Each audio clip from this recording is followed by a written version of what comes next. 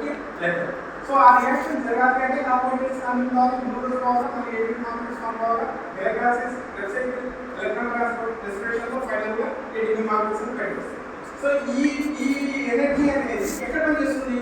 ఒక చోట నుండి ఇంకో చోట లాభం కావడానికి, తన లీఫ్ని ఎన్నుకోవడానికి, తినడానికి, డైజెస్ట్ చేయడానికి పనిచేస్తుంది. అంటే ప్రోటీన్స్ ఎక్కడ పోయినాయి? అమినో యాసిడ్స్ లోపలికి పోయి, అమినో యాసిడ్స్ లోపలికి పోయిన తర్వాత సెల్ లోపలికి వెళ్ళాయి. అమినో యాసిడ్స్ ఫ్రీగా సైటోప్లాజంలో ఉన్నాయి, జీన్స్ లో ఉన్నాయి, ట్రాన్స్క్రిప్షన్ అవుతుంది, ఎంఆర్ఎన్ఏ తయారవుతుంది. ఏ ఎంజైమ్ తయారు కావాలా ఏ టైంలో? ఓకే, మనకందరికి ఎంజైమ్స్ ఒకే రకంగా ఉండవు. ఒక్కొక్క టైంలో ఒక్కొక్క ఎంజైమ్ యాక్టివేట్ కావడం వల్ల మనం డిఫరెంట్ లైఫ్ సైకిల్లో మనం డిఫరెంట్ స్టేజెస్ ని చూస్తున్నాం.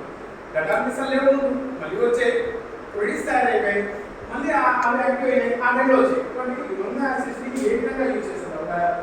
ఇలివెన్లు సిమెంట్ ఇసుగా ఉంటే దాన్ని ఎట్లా వాడుకుంటే ఏ స్ట్రక్చర్ తయారవుతుంది అనేది, ఏ టైంలో తయారు కావాలనేది సెల్ డిసైడ్. సో లోపలికి వెళ్ళిన తర్వాత ఈ అమినో యాసిడ్స్ లోపలికి వెళ్ళిన తర్వాత ఇక్కడ ఏ స్ట్రక్చర్స్ తయారు చేయాలనేది, మళ్ళీ ఏ ఎంజైమ్స్ తయారు కావాలా, ఏ ప్రోటీన్స్ కావాలి, స్ట్రక్చరల్ ప్రోటీన్స్ కావాలా, లేకపోతే డైజెషన్ కోసం తయారయ్యే ప్రోటీన్స్ కావాలా, లేకపోతే స్టోర్ చేసుకోవడానికి కావాల్సిన ప్రోటీన్స్ లిపిడ్స్ కావాలి అనేది బాడీ డిసైడ్ తినే పెట్టవాలి. కలుసుకునే యానిమల్స్ బ్రేక్ చేసుకుంటూ పోతే పెట్టాలి. సో ఇది ఇక్కడ ఎక్కువ జరుగుతుంది.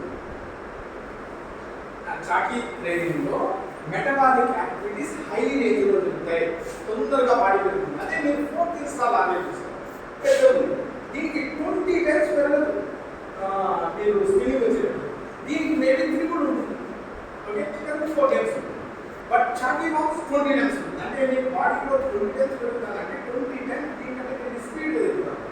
ఈ రియాక్షన్స్ ఫాస్ట్ మూవ్మెంట్లో డైజెషన్, అసిమిలేషన్, మెటబాలిజం జరగాలి అంటే it needs high temperature. So that's why chawki మామ్స్ కి 28 degrees of temperature అవసరం, హై టెంపరేచర్ అవసరం డైజెషన్.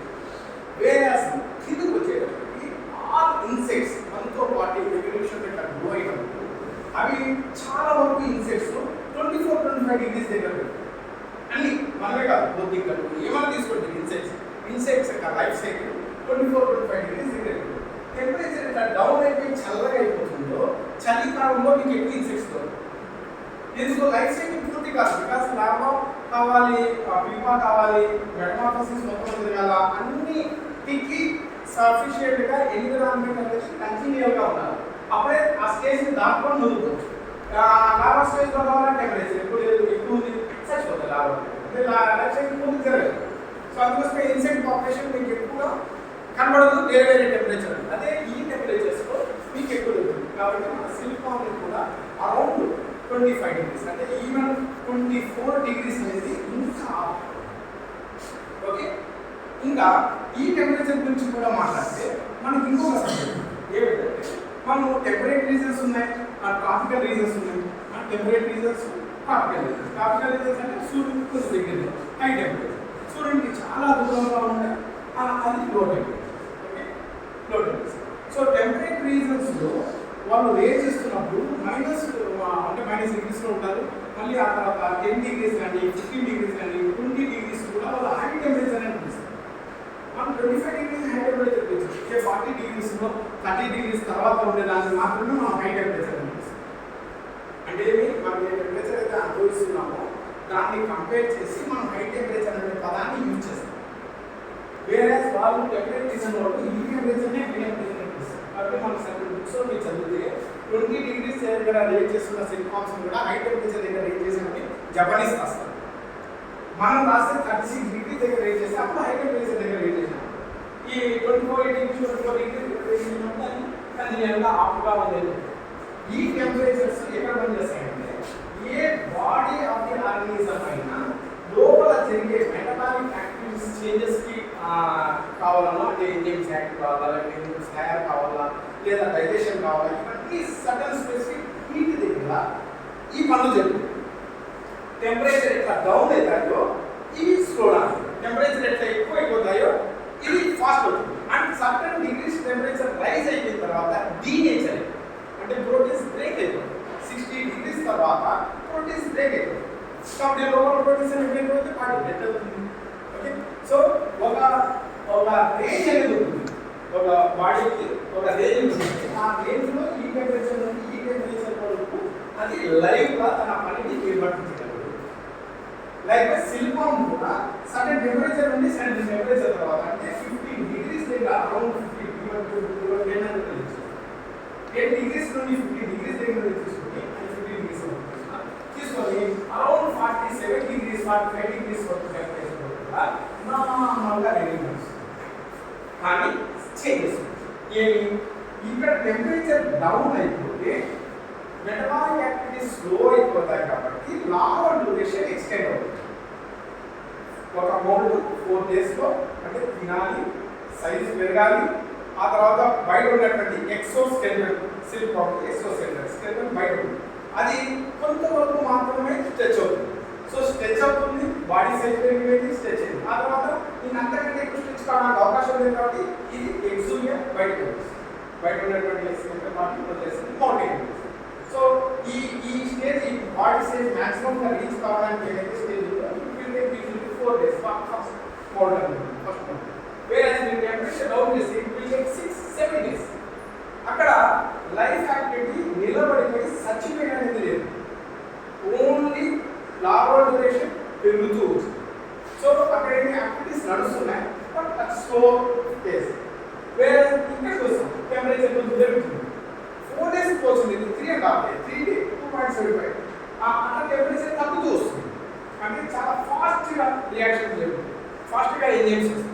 కాబట్టి హై టెంపరేచర్ పెరిగిపోతే ఫాస్ట్నెస్ వస్తుంది, లో టెంపరేచర్ పెరిగిపోతే ఎగ్జాక్ట్. దీనివల్ల ఫార్మర్ వచ్చే బెనిఫిట్ లేకపోతే ఎందుకు ఫార్మర్స్ కానీ బ్రీడర్స్ కానీ ఎవరైనా మనం ఏం చేస్తామంటే ఇన్సెక్ట్స్ ఇంతకుముందు తన లైఫ్ సైకిల్ని వైట్గా కంప్లీట్ చేసుకుంటున్నాయి. సిల్క్ మనం చూడేంత వరకు అది ఒక యానిమల్ తింటారు, ఆ ఇన్సెక్ట్ నడుస్తాం.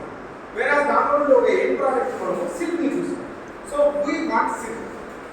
ఓకే, సో సిల్క్ ఏదైతే ఎక్కువగా ఇస్తుందో వీఆర్ ఇంట్రెస్టెడ్ ఇన్ దెన్ దాన్ని తీసుకొని వచ్చిన తర్వాత ఒక ఫార్మర్ చేసి, సో ఫార్మర్ ఏం చేస్తున్నాడు, రేట్ చేసిన తర్వాత ఎండ్ ప్రోడక్ట్ తక్కువ నమ్ము అంటే ఏమి అతనికి ఏం కావాలా, ఎన్ని లాభాలు తీసుకుపోయినాడో అన్ని లాభాలు తక్కువ నవ్వాలి. అంటే చనిపోతుంది అన్ని కప్పులు పెద్ద సైజులో ఉండాలా, ఎక్కువ వెయిట్లో ఉండాలి. సో దట్ ఒక 100 kgs అమ్మాలి.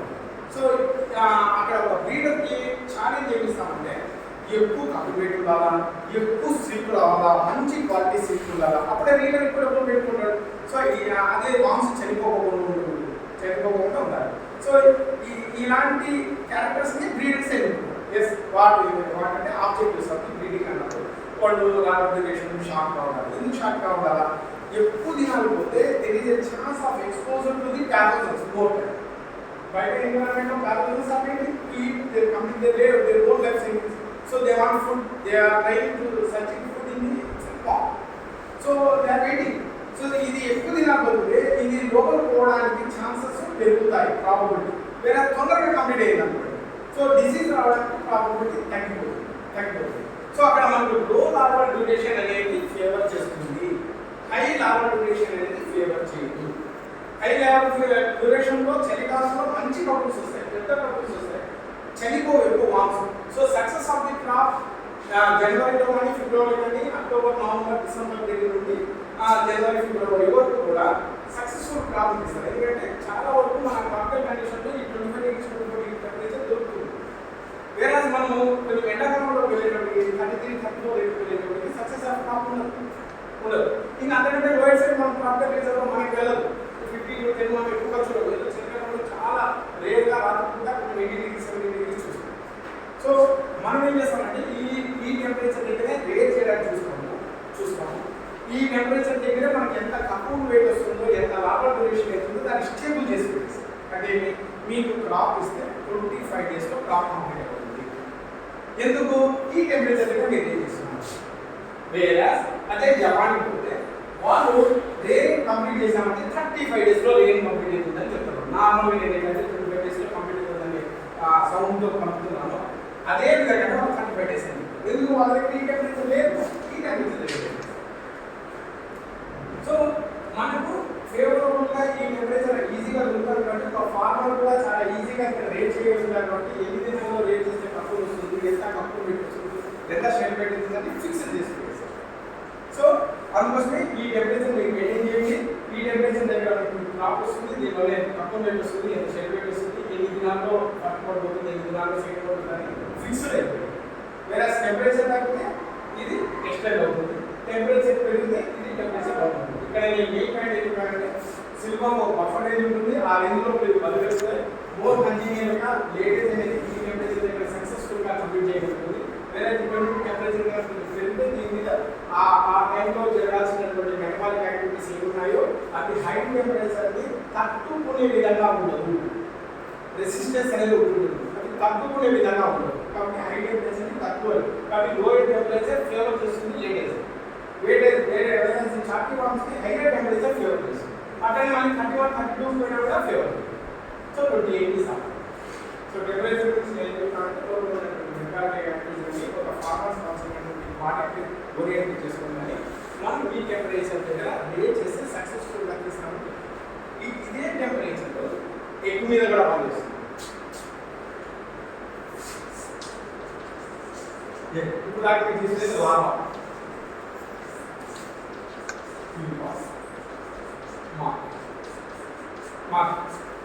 ఓకే. ఇప్పుడు నాకు ఈ ఎగ్ నుంచి వచ్చిన సబ్జెక్ట్ ఎక్కడ వస్తుందంటే ఒక డ్రైనేజ్ లో లేని తయారు చేస్తారు. Okay, so eggs first time బయటకు వచ్చాయి. ఓకే, అక్కడ నుండి మళ్ళీ దీనిలో నుండి లాభా బయటకు వచ్చేంత వరకు కూడా మనం దీన్ని కేర్ తీసుకోవాలి. సో ఈ కేర్ తీసుకోవాలంటే సక్సెస్ఫుల్గా 100 ఎగ్స్ ఉంటే 100 లాభాలు బయటికి రావాలంటే ఎంబ్రియానిక్ అంటే యాక్షన్ పర్సెంట్ 100. సో ఇది సక్సెస్ఫుల్గా హెల్తీగా ఇది బయటికి రావాలంటే ఎగ్ దగ్గర ఎంత టెంపరేచర్ పెట్టగలమా? 25. దీన్ని ఏం పిలుస్తామంటే ఇంక్యుబేషన్ అని పిలుస్తాం.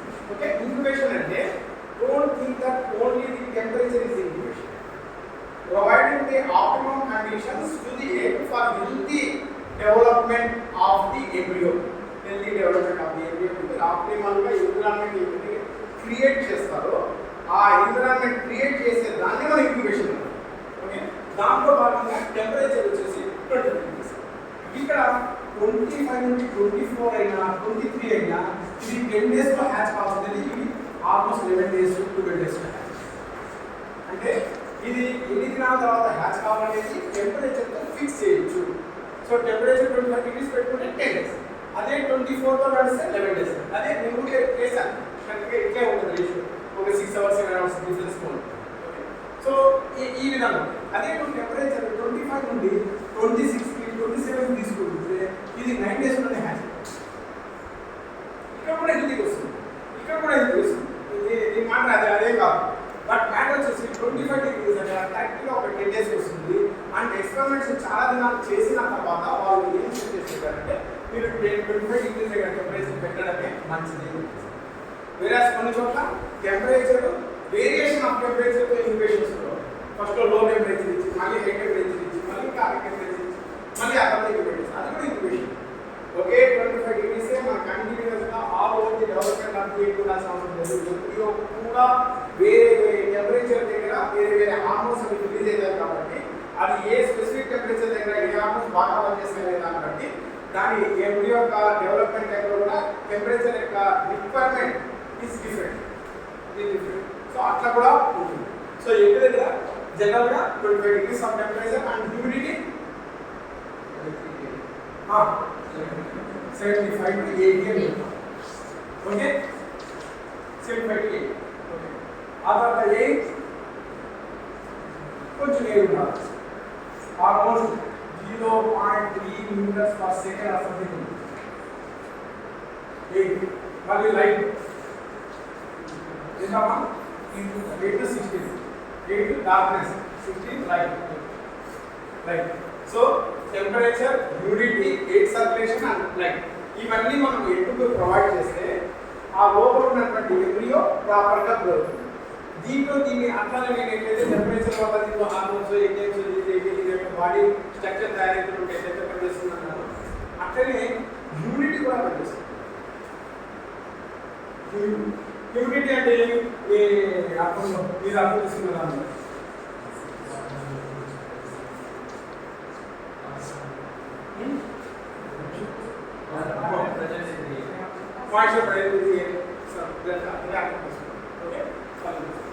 సో ఇది కవర్ చేస్తాను. ఇప్పుడు నేను టెంపరేచర్ అన్నాను, టెంపరేచర్ రేడియేషన్ వల్ల టెంపరేచర్ లోపలికి మాలిక్యూల్స్ యాక్టివేట్ అయ్యింది. ఓకే ఓకే, ఇది ఎట్లా యాక్టివేట్ అయితే వెరీ సింపుల్ చెప్తాను. జస్ట్ కుక్కర్ తీసుకున్నారు, దాంట్లో కొంచెం నీళ్ళు వేసారు, వేడిలో పెట్టారు, అంతవరకు మాలిక్యూల్స్ అన్ని స్టేబుల్గా ఉన్నాయి. ఆ తర్వాత కింద మంట పెట్టారు, ఆ తర్వాత అది ఉడకడం పోయింది, బాయిలింగ్ పాయింట్ వచ్చింది, ఆ తర్వాత ఎక్కువైపోయింది. అప్పుడు మాలిక్యూల్స్ ఏమైతే ఒకదానికి ఢీ కొట్టుకోవడం అనేది చాలా ఫాస్ట్గా జరిగింది. ఆ తర్వాత ఈ ఢీ కొట్టడమే బాల్స్కి ఢీ కొడుతుంది, విజిల్కి ఢీ కొడుతుంది, విజిలే లేచి పెట్టేస్తుంది. అంటే దాంట్లో ఎనర్జీ వచ్చింది కదా. ఓకే, సో ఈ ఎనర్జీ అనేది ఈ టెంపరేచర్ వల్ల ఈ ఎక్కువ ఉన్నటువంటి మాలిక్యూల్స్ తీయడం వల్ల అక్కడ రియాక్షన్ జరిగింది. ఓకే, లైక్ నాకు హ్యూమిడిటీతో చెప్పండి, హ్యూమిడిటీలో ఎలా ఎంబ్రియో మీద కానీ మారుతుంది కానీ ఏం చేస్తాను మీరు జస్ట్ ఎక్స్పెక్ట్ చేయండి, ఏం చదవాల్సిన అవసరం లేదు. వాటర్ మాయిశ్చర్ బయట ఉంది అంటున్నాను. ఏంటో ఎగ్ క్యాప్షన్లో ఉంది, చాలా ఇంపాక్ట్గా ఉంటుంది. బయట ఉన్నటువంటి మాయిశ్చర్ ఎగ్ మీద ఎలా పనిచేస్తుంది, ఎంబ్రియో మీద ఎలా పనిచేస్తుంది?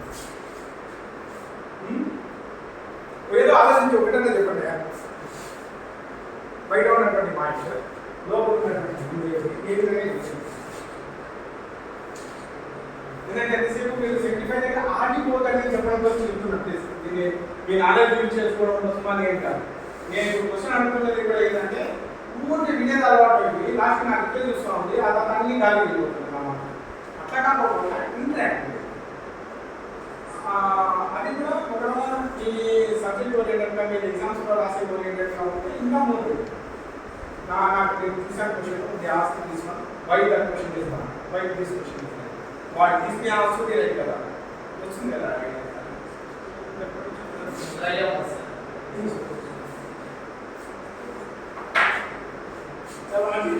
ఎక్కువ డ్రై కావాలి. Okay, dry avoid dry. చాలా చాలా చాలా చాలా బ్రాడ్ సెన్స్ మాట.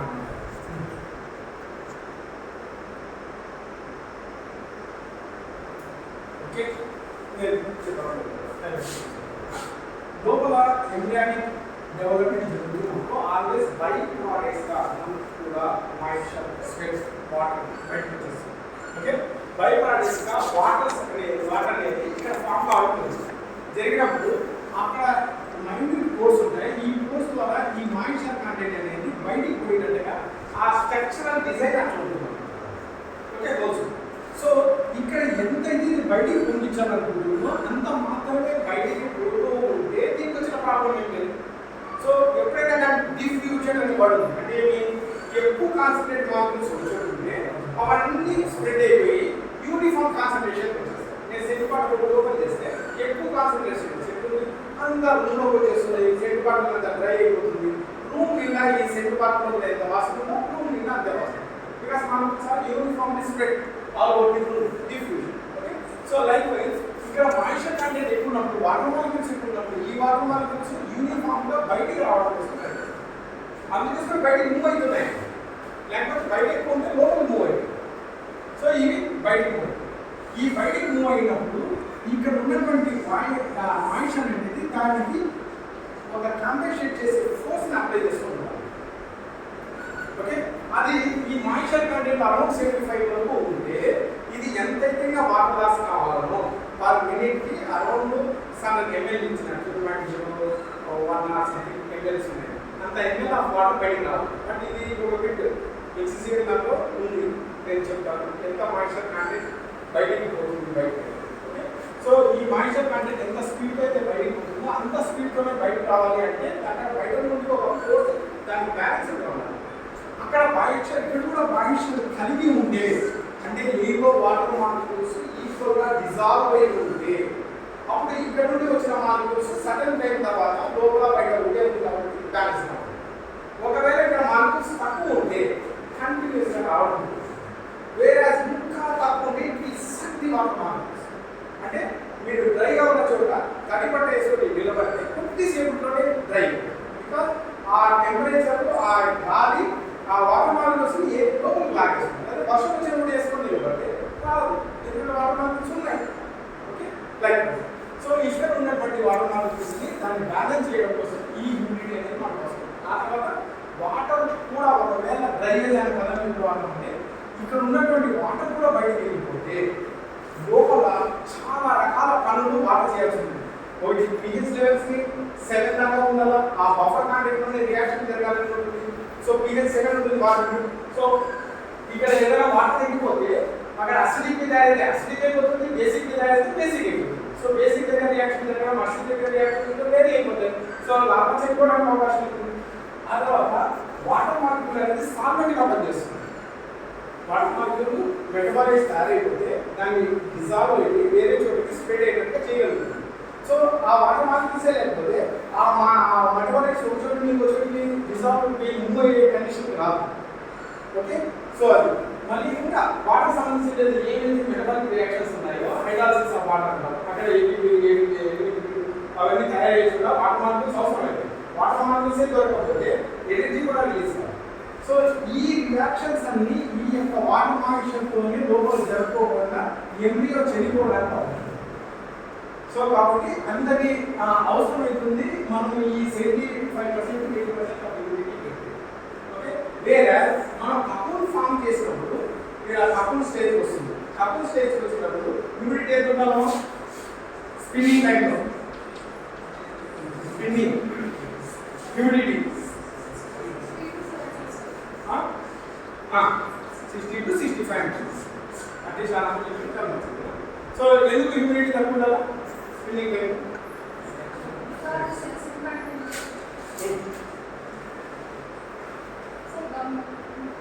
చెప్పండి కమ్మీ సబ్స్టెన్స్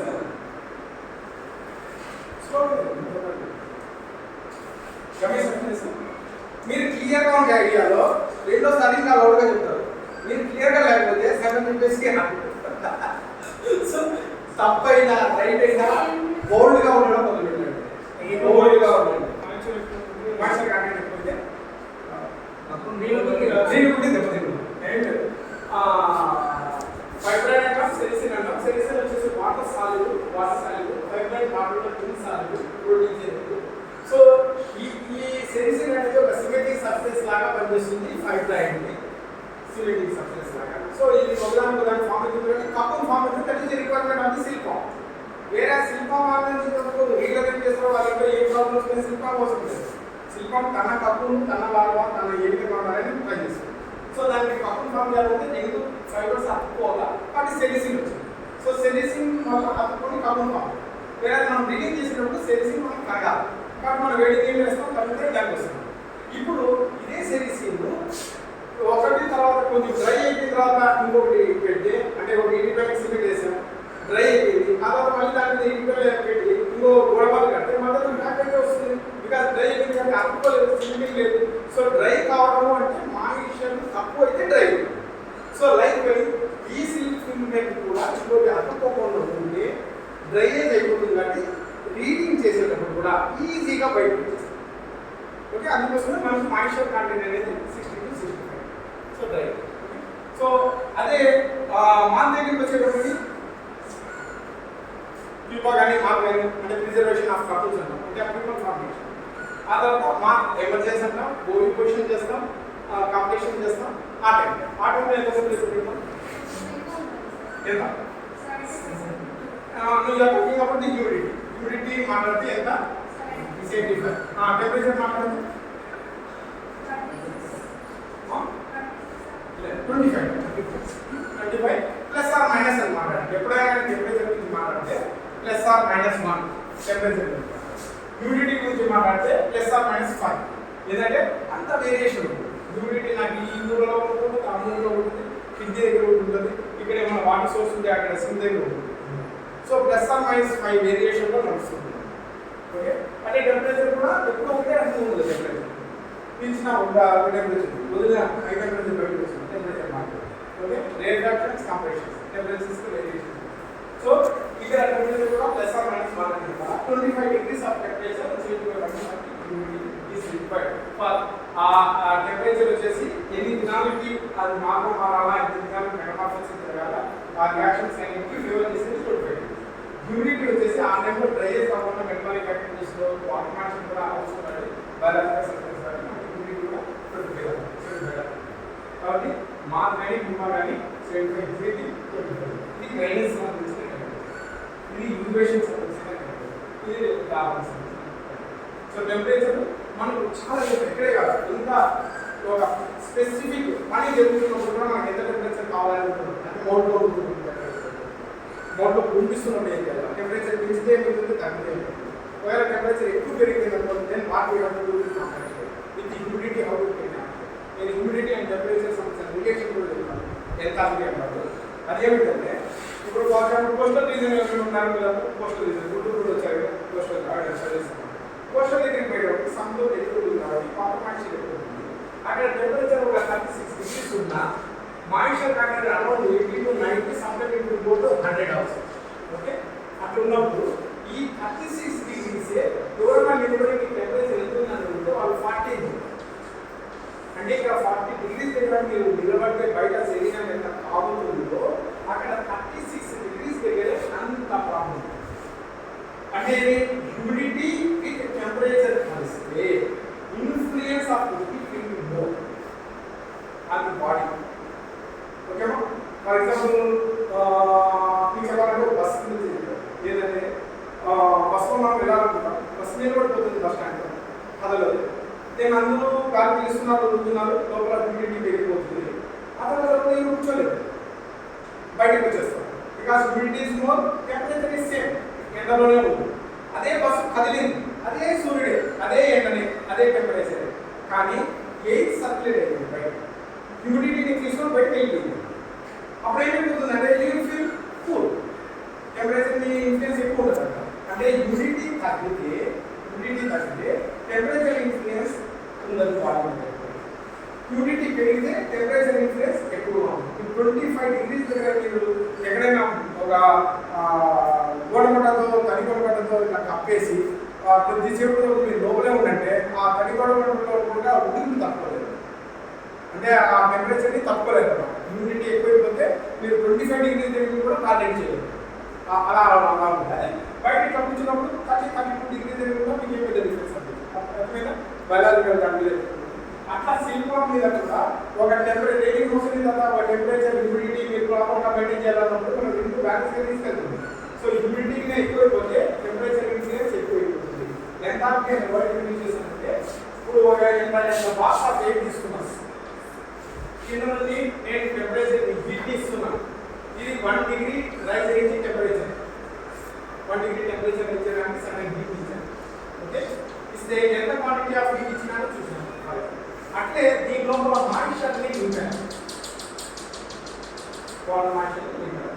ఆ తర్వాత నేను 1 degree ఆఫ్ టెంపరేచర్ రైజ్ చేయాలంటే 50 degree మోర్ హీట్, అంటే ఎక్కువ హీట్ ఇస్తే అప్పుడు ఇది 1 degree పెరుగుతుంది. అంటే చూడడానికి ఏమో 25 నుండి 26 పెరిగింది, బట్ లోపల పట్టి ఉంచుకున్న హీట్ ఎక్కువ. బికాస్ వాటర్ మాలిక్యూల్స్ కూడా హీట్ చేస్తుంది. ఎయిర్లో ఉన్నటువంటి వేరే నైట్రోజన్, కార్బన్ డైఆక్సైడ్ ఇంకా ఏమేమి ఉన్నాయి అవన్నీ వాటర్ టెంపరేచర్కి ఇవే అవుతుంది, షేక్ అవుతున్నాయి. కాబట్టి అక్కడ ఉన్న టెంపరేచర్ దాంతో పోల్చుకుంటే మాయిశ్చర్ కలిగినటువంటి దాంట్లో హీట్ ఎక్కువ ఉంటుంది. ఎంథాల్పీ ఇంటర్నల్ ఎనర్జీ ఎక్కువగా ఉంటుంది. So around 625 around kilo calories of energy అనేది ఉంటే సిలికాన్ హ్యాపీగా ఇచ్చేది.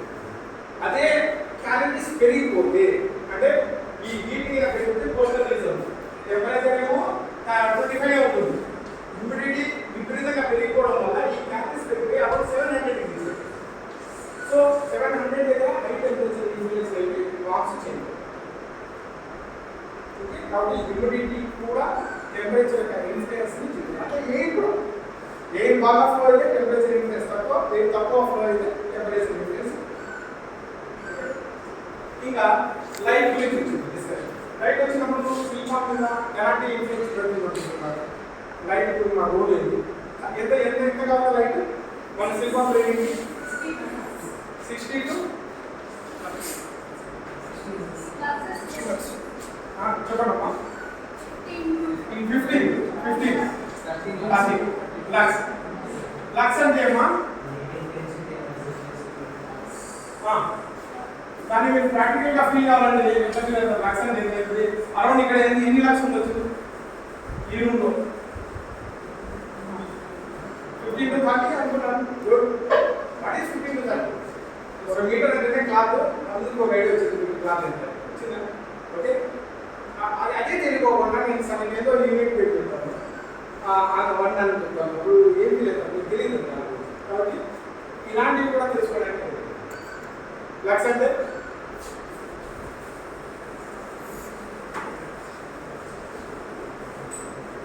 మామూలుగా షూటింగ్ తీసేటప్పుడు హీరోయిన్ కానీ హీరో కానీ ఎంత గ్లో అవుతున్నాడు అని చూడడం కోసం దాన్ని లక్స్ చూస్తున్నాం ఫేస్బుక్.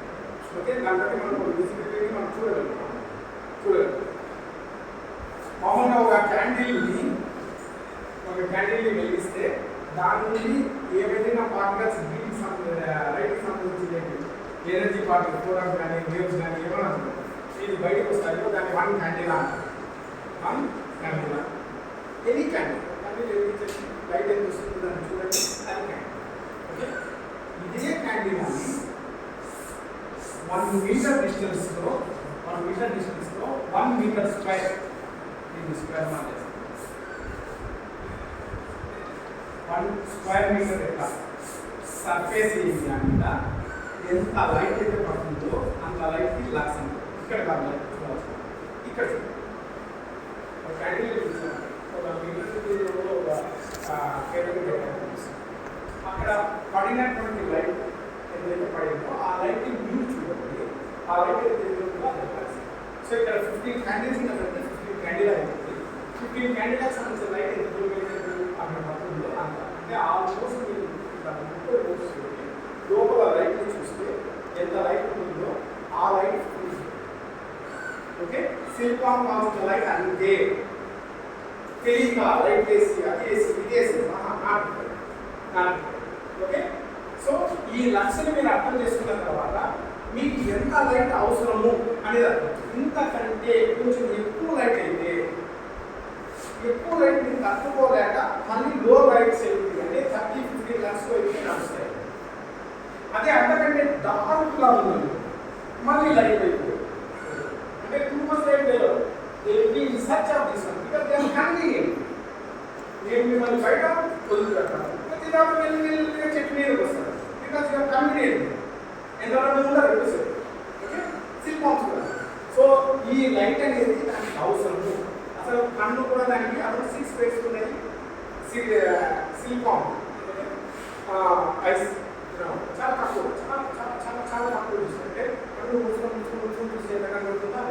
ఓకే, అందుకోసం కొద్దిగా కూడా చూడాలనుకుంటే అవి బ్లర్ లైట్లో బాగా చూడండి. అందుకోసం నాకు అన్నాను రాత్రి పూట సాయంత్రం పూట బయట వస్తే యాక్టివ్గా తిరుగుతుంది. లైట్ వేస్తే అన్నిలో ఇంకా చూడలేవు, దానికి అర్థం కాని పరిస్థితి అర్థమైంది. సో అట్లా ఇవి కూడా ఆ సగం లైట్ దగ్గర ఇది వచ్చేసి నేను ఇండస్ట్రీ అప్లై చేస్తాను. రెండోది లైట్ యొక్క అవసరం ఎందుకు వచ్చిందండి?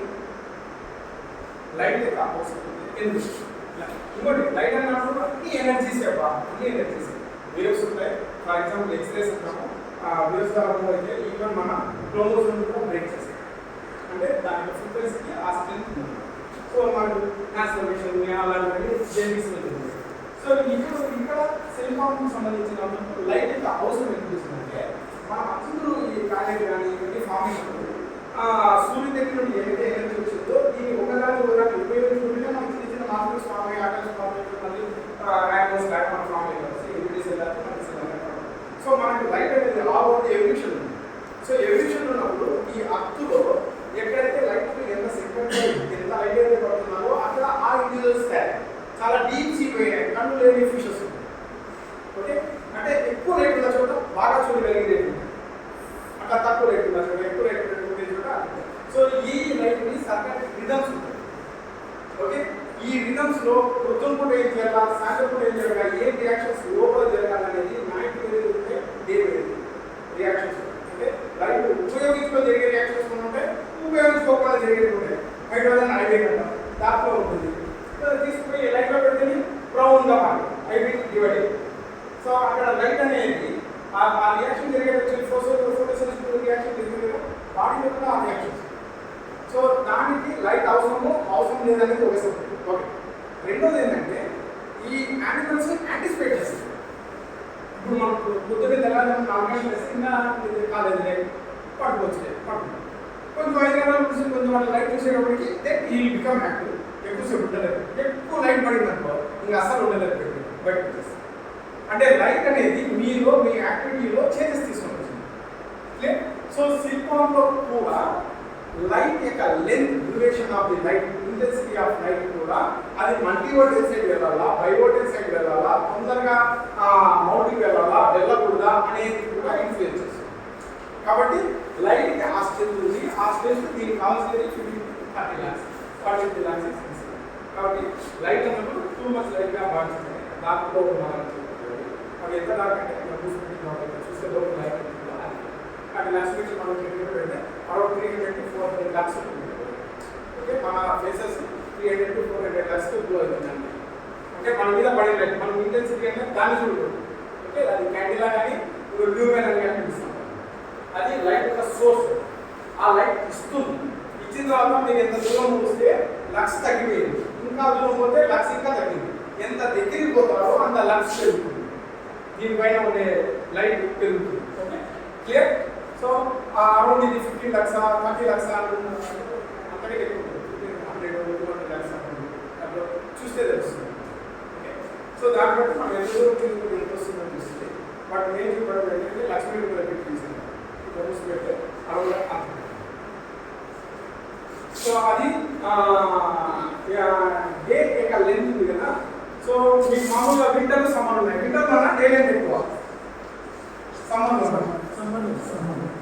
డే లెంత్ ఎక్కువ. ఓకే, లెంత్ ఎక్కువ. ఓకే, దాన్ని ఇక్కడ ఏంటంటే ఇది ప్రమోట్ చేస్తున్నాను. మా దగ్గర ఉన్నటువంటి ట్రాపికల్ ట్రీట్కి మల్టీ వోల్టేజ్ ఉన్నాం. ఓకే, మీకు తెలుసు కదా అందరికీ మల్టీ వోల్టేజ్ బయోవోల్టేజ్ ఏ విధంగా డెవలప్ అయ్యేది కొంచెం అడిగారు. వాడు ఉన్నప్పుడు సన్ ఉన్నప్పుడు ఇక్కడ సూర్యుడు ఇక్కడ కొత్త ఇక్కడ లైట్ ఉంటుంది. ఒక బ్లాక్ గ్లో కావాలంటే లైట్ కావాలా, మాయిశ్చర్ కావాలా. సో ట్రాపికల్ రీజన్స్ వచ్చేటప్పటికి all over the year light is available. Okay, temperature also around 30 degrees of temperature కావాలి మనకి. సో అరౌండ్ ఆ టెంపరేచర్ కూడా ఉంటుంది. కాబట్టి ఎక్కడ స్ప్రౌటింగ్ ఆగదు. సో లైట్ ఉంది, టెంపరేచర్ ఉంది, గ్లో అవుతుంది. వేరే మనం ఇలా పైకి టెంపరేచర్ రీజన్స్కి వెళ్ళేటప్పటికి ఇక్కడ లైట్ ఎక్కువ పడకపోవడం వల్ల టెంపరేచర్ డౌన్ అయిపోయి ఆ లో టెంపరేచర్ దగ్గర స్ప్రౌటింగ్ కూడా సైడ్ అవుతుంది. సో ఇక్కడ ఓన్లీ సర్టన్ మంత్స్లో మనం అప్ హీట్ అయిపోతుంది కాబట్టి ఇక్కడ వచ్చినప్పుడు ఇక్కడ సమ్మర్ ఫామ్ అవుతుంది కాబట్టి ఆ సమ్మర్ ఫామ్ అయినప్పుడు మాత్రమే ఉంటుంది. మేబీ 2 months అలాగే 4 months ఉంటుంది. ఇక్కడ పోతే 2 months మాత్రమే ఉంటుంది. ఇక్కడ పోతే all over the 12 months leaf is available. So 2 months ఒక జనరేషన్ ఫామ్ అయింది కాబట్టి 12 months లో 6 generations ఫామ్ అవుతుంది సిలికాన్. సో 6 generation కి లీఫ్ ఈజ్ అవైలబుల్ కంప్లీట్ చేస్తుంది. వేరే బయోవోల్టేజ్ సైడ్ కాబట్టి బయటకు వెళ్ళాలంటే ఓన్లీ 4 months మాత్రమే లీఫ్ అవైలబుల్ ఉంటుంది కాబట్టి ఓన్లీ 2 generations కంప్లీట్ చేయాలి టెంపరేట్ రీజన్స్. కాబట్టి ఇక్కడ బయోవోల్టేజ్ తయారు. కొంచెం యూరోప్ వెళ్ళాలి. యూరోప్ వెళ్తే ఓన్లీ 2 months లో మాత్రమే దానికి కొంచెం లైట్ అవైలబుల్ ఉంటుంది, కంటిన్యూల్గా ఉంటుంది టెంపరేచర్. సో అక్కడ ఒక జనరేషన్ మాత్రం కంప్లీట్ అవుతుంది కాబట్టి అక్కడ యూని ఉంటుంది. అంటే మనము కాశ్మీర్ వెళ్ళిపోవచ్చు. అక్కడ కూడా టెంపరేచర్ హైగా వెళ్ళిపోయారు, చాలా ఎత్తులో వెళ్ళిపోయారు. 8 సంథింగ్ ఎవరేజ్. ఆ హైట్ వెళ్ళేటప్పటికి చాలా లో టెంపరేచర్, గాలే ఫ్రీజ్ అయిపోయి ఐస్ ఫామ్. సో అక్కడ కూడా మీకు ఫాస్ట్గా అనేది నడుస్తుంది, బడ్డింగ్ అనేది జరగదు. సో అక్కడ కూడా మీకు లీఫ్ అవైలబుల్ కాకపోవడం వల్ల అక్కడ కూడా యూనివోల్టేజ్ ఫామ్.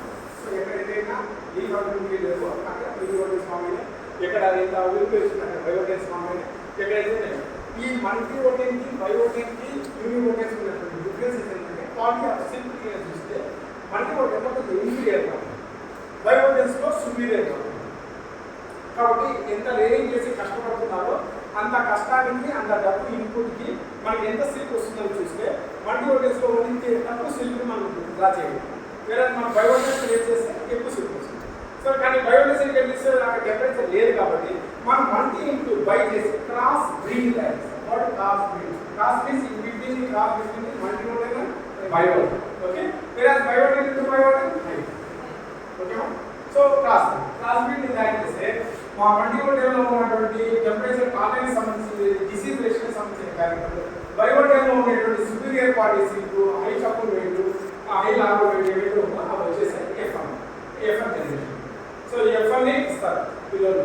మీరు వేరియస్ క్రాస్ చేస్తారు ఎఫర్ట్ ఆఫ్ ట్రీస్ ని రేటింగ్ కోసం ఇస్తుంది. అట్లా ఇచ్చినప్పుడు అది ఉండడం వల్ల ఇక్కడ క్రాస్ బిట్ రేట్ చేయడం మొదలు క్రాస్ బిట్ రేట్ చేయడం వచ్చిన తర్వాత అప్పటికి రేటింగ్ టెక్నాలజీస్ ఇంకా అంతగా గ్రో లేదు. ఏమి ఇంట్లో పెట్టుకున్నారు అందరూ సరిగ్గా లేదు, ఎట్లా గ్రో చేయాలో సరిగ్గా తెలియదు, టెంపరేచర్ ఎట్లా మెయింటైన్ చేయాలో సరిగ్గా అలాంటి కండిషన్లో క్లాసిఫికేషన్ లేదు. వేరే ఇప్పుడు చూస్తే ఏ రేటింగ్ స్ట్రక్చర్ మీరు కడితే టెంపరేచర్ 25 degrees ఉంటుందో అలాంటి రేటింగ్ స్ట్రక్చర్స్ డిజైన్ చేస్తారు. అంటే రూఫ్ చాలా 20 feet హైట్ ఉండాలా, సూర్యుడు దాని మీద పడితే ఆ ఇంటెన్సిటీ బాక్స్ చేరు, సో లోపల ఉన్నటువంటి టెంపరేచర్ డౌన్ అయిపోతుంది. సో ఎన్ని విండోస్ ఉండాలా, ఏం చేసే టెంపరేచర్ తగ్గుతుందని డిజైన్ అవుతుంది. సో టెంపరేచర్స్ డిజైన్ మంచి కల్కులేట్ వెరైటీస్ వచ్చేసి T1 అని T4 అని వెరైటీస్ వచ్చేసి. సో ఇవన్నీ కలిసి ఉన్న రేటింగ్ టెక్నాలజీ కూడా కావాలి, ఈజీగా చూసుకోగలుగుతున్నాం. యూట్యూబ్లో చూస్తున్నాం, వేరే వాళ్ళు చూస్తున్నాం. కాబట్టి ఇప్పుడు బయోటెక్ అనేది ఆల్మోస్ట్ 90%. ఇంతకుముందు మన ఇండియాలో 90% కాస్ట్ రేట్ చేస్తుంది, ఇప్పుడు 90% బయోటెక్ రేట్ చేస్తుంది. అంటే more quantity of Biotech whereas university వెళ్ళిపోతే అది దీనికంటే బాగుంటుందా అని మనం అనుకుంటా, కానీ లేదు, దీనికంటే బయోటెక్ అంటే అది కొంచెం ఇన్ఫీరియర్. సో అది కూడా యూనివర్సిటీ అన్నిటికంటే సుపీరియర్ అనేది కాదు. యూనివర్సిటీ బయోటెక్ అంటే కొంచెం ఇన్ఫీరియర్ కూడా. కొంచెం బ్రైట్ తీసుకుంటాం ఈ లోపల. ఇప్పుడు నేను ఏదో ఫోకస్ మీద చెప్పుకుంటూ పోయాను, ఈ లోపల మీరు కొన్ని క్వశ్చన్స్ రైట్ చేస్తే నేను దాని గురించి మాట్లాడడానికి ట్రై చేస్తాను. ఎప్పుడు 11:20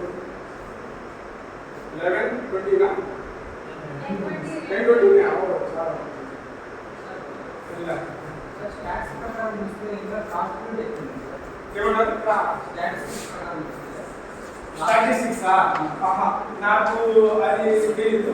బట్ మ్యాటర్ వచ్చేసి ఇప్పుడు బయోటెక్ సిల్క్ అంటే రా సిల్క్ ప్రొడ్యూస్ అనేది చూస్తే మనకి ఒకటి సిల్క్ ఎక్కువ లేదు.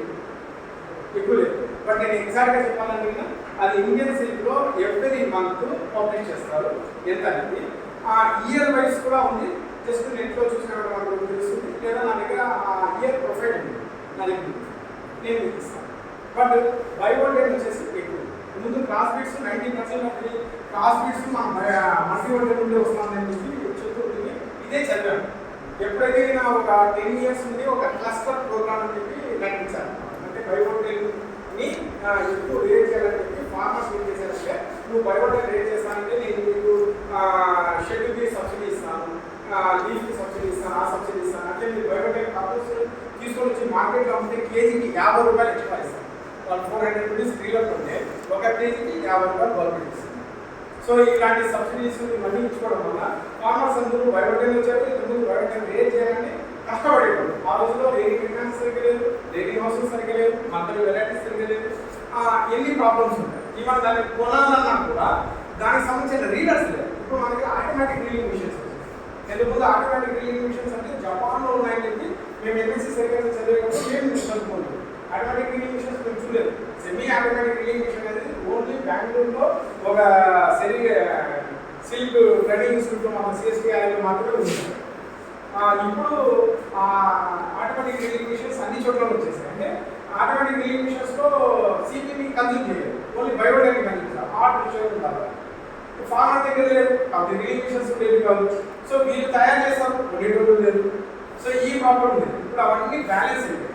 కాబట్టి ఎక్కువ బయోటెక్ సిల్క్ అనేది స్టాటిస్టిక్స్ నేను చూసుకుంటాను. నాకు తెలిసినప్పుడు ఏంటంటే నేను హిందూపూర్ తక్కువ మార్కెట్కే పోతాను. పోతే అక్కడ ముందు ఆల్మోస్ట్ 75% సిబి ఉండేది, 25% బయోటెక్. ఇప్పుడు ఆల్మోస్ట్ 98% బయోటెక్ ఉంది, 22% సిబి ఉంది. అదే మల్టీ డ్రిల్లింగ్ మిషన్స్ అని, ఆటోమేటిక్ డ్రిల్లింగ్ మిషన్స్ అని ఎక్కువ రీలర్స్ బయోటెక్ కాంపోజిషన్ రిక్వైర్మెంట్ వాళ్ళకి పెరుగుతుంది. కాబట్టి ఫార్మర్స్ కూడా బయోటెక్ చేస్తున్నారు, సబ్సిడీ వాళ్ళు అమౌంట్ పెట్టి కొంటున్నారు. సో బయోటెక్ సిల్క్ అనేది పెరుగుతుంది.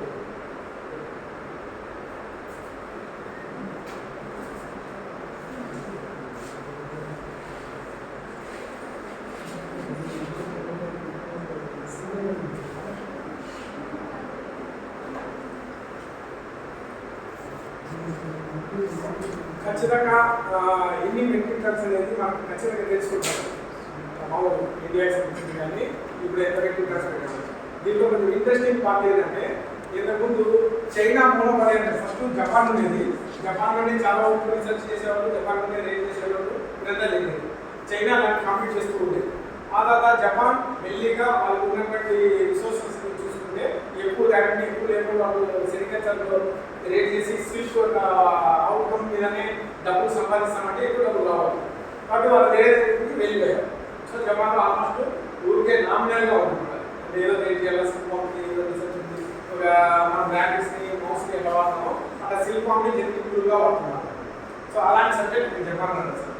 చైనాలో ఒక మోనోపలి నడిచింది. అంటే ఆల్ ఓవర్ వరల్డ్ ఎక్కడ సిల్క్ గ్రో అవుతున్నా కూడా ఫర్ ఎగ్జాంపుల్ అక్కడ గ్రో అవుతుంది, వాళ్ళు సిల్క్ వచ్చేసి అంత అల్టిమేట్ ప్రోడక్ట్ సిల్క్ అమ్మాలనుకున్నారు.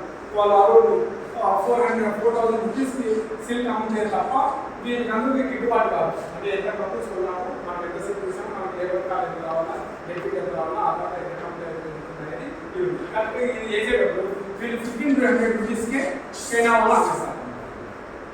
వాళ్ళు అమ్మితే వీళ్ళకి లాస్ వచ్చేసి లాస్ట్కి రీలర్లు సరిగ్గా చేయకపోకుండా రీలర్స్ తగ్గిపోతే మెల్లిగా సిల్క్ డౌన్ అయిపోతుంది. అంటే చేసే డౌన్ వెళ్ళారు. అప్పుడు వీళ్ళదే మోనోపలి, అంటే వీళ్ళ దగ్గర సిల్క్ కొనాలి లేకపోతే లేదు. అలాంటి పరిస్థితి ఏర్పడుతుంది. అది చైనా వాళ్ళు మన ఇండియా మీద కానీ ఆల్ ఓవర్ కంట్రీస్ మీద ట్రై చేశారు. అట్లా చాలా కంట్రీస్లో సెరికల్చర్ అనేది డౌన్ అయిపోయి చైనా దగ్గర కొనడమే పాటుగా పెట్టుకున్నారు. మెల్లిగా ఏమైందంటే మన ఇండియా దగ్గర మెల్లిగా ఒక లెవెల్లో మెల్లిగా గ్రో అయితే వస్తుంది. జపాన్ దగ్గరికి వచ్చేటప్పుడు వాళ్ళ దగ్గర రైజ్ అయినటువంటి వేరే ఇష్యూస్ కారణంగా వాళ్ళు 130 మెట్రిక్ టన్స్ దగ్గర అక్కడ అరౌండ్ ఉంటే మేము అరౌండ్ 45 మెట్రిక్ టన్స్ దగ్గర ఉండేవాళ్ళం. అట్లానే మనం సెట్ మీద ఎక్కి చేయాలంటే వాళ్ళు 90 దాకా వచ్చేసారు. సో వాళ్ళ దగ్గర తగ్గుతూ ఉంది. కొద్ది దినాల వరకు మన ఇండియా ముందుకు పోవడానికి కూడా అవకాశం ఇప్పుడున్న పరిస్థితి. బట్ నేను ఎగ్జాక్ట్గా ఫిగర్స్లో చెప్పలేదు, కానీ చైనాలో తగ్గుతుందన్నమాట లేదు, మన దగ్గర పెరుగుతుందన్నటువంటి మాట లేదు. మేబీ కొద్ది దినాల వరకు మన వాళ్ళని కూడా ఇచ్చేసిపోతామేమో. కాకపోతే మన దగ్గర కూడా సిల్క్కి ఎంత ఇంపార్టెన్స్ ఇస్తామో అనేది కూడా మెల్లిగా మార్పు వస్తుంది. ఆ రోజులో మన ఇండియన్ కల్చర్ ప్రకారం మన ట్రెడిషనల్గా ఆ టైంలో సిల్క్ శారీస్ పెట్టాలని, సిల్క్ శారీస్ కొట్టాలని, సిల్క్ శారీస్ ఉండేది గొప్పని ఇవన్నీ ఉండేవి. అదేం గొప్ప ఇదే గొప్ప అని లాస్ట్ సిల్క్ చేసేసి సో మెల్లిగా సిల్క్ సంబంధించిన రిక్వైర్మెంట్స్ తగ్గుతున్నాయి. కాబట్టి మనకు అంత గ్రోత్ ఇంకే గ్రాఫ్ ఇంకే పెరుగుతుందా లేకపోతే నిలబడుతుందా మనం కూడా ఎందుకంటే మనం కూడా హ్యూమన్ ఎనర్జీ యూజ్ చేస్తున్నాం సడన్గా అన్ని చేయడం. అంతకంటే ఈజీగా ఎక్కువ డబ్బులు వస్తాయంటే మెల్లిగా అక్కడ ఉంటుంది. సో అది కూడా వెళ్ళాలి.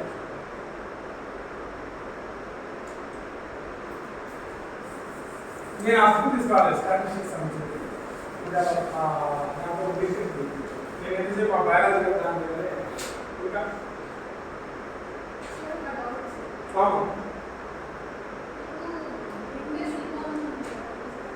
ఏమో చాకి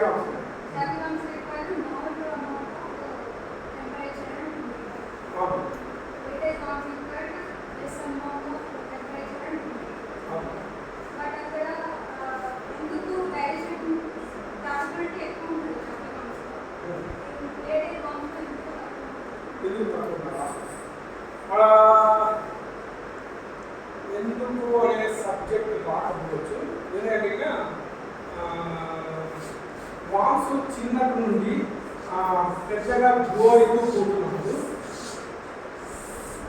ఛాలెంజెస్ మారుతాయి. ఎప్పుడైనా అంటే నాకు తెలిసిన థియరీ ప్రకారం చెప్పుకోవచ్చు.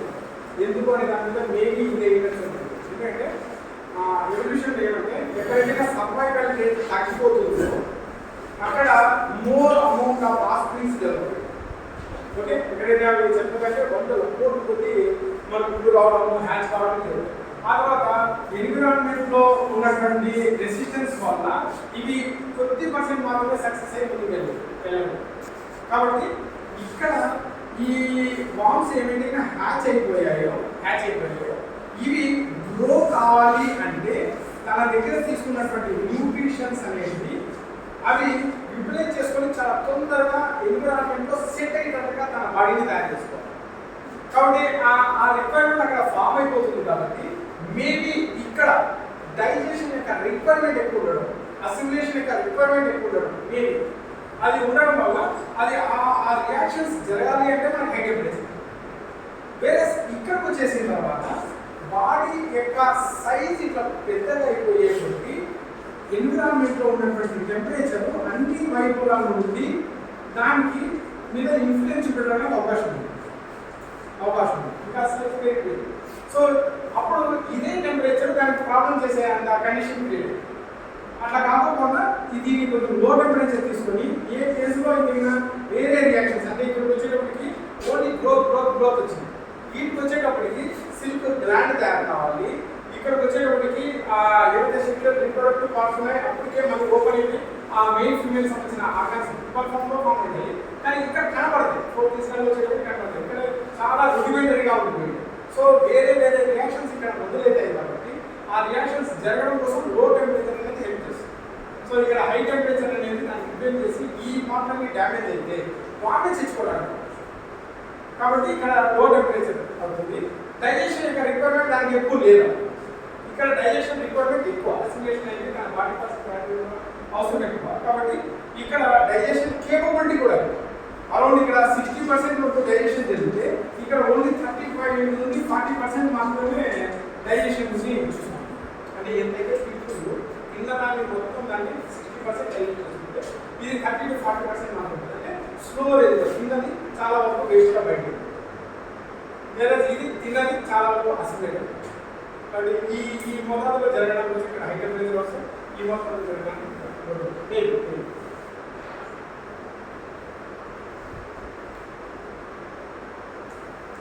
నేను చెప్పాను కదా టెంపరేచర్ రిక్వైర్మెంట్స్ అనేవి ఈవెన్ పిల్ అయినా ఏదైనా పిల్లలు చూసుకున్నా లేకపోతే చీమలు ఎగ్స్ ఇంక్యుబేట్ చేయాలన్నా తీసుకెళ్తారు. అంటే ఆ ఎగ్స్ కూడా ఎంత టెంపరేచర్ ఏ టైంలో అవసరమో అక్కడికి అవి తీసుకెళ్ళేసి దాన్ని ఉంచుతాయి.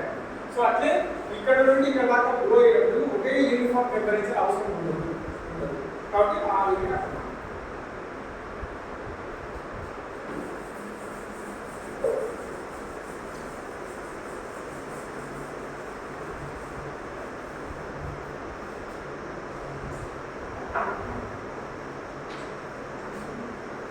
కొంచెం రిలాక్స్ అయిపోయి నేను కథ తీసాను.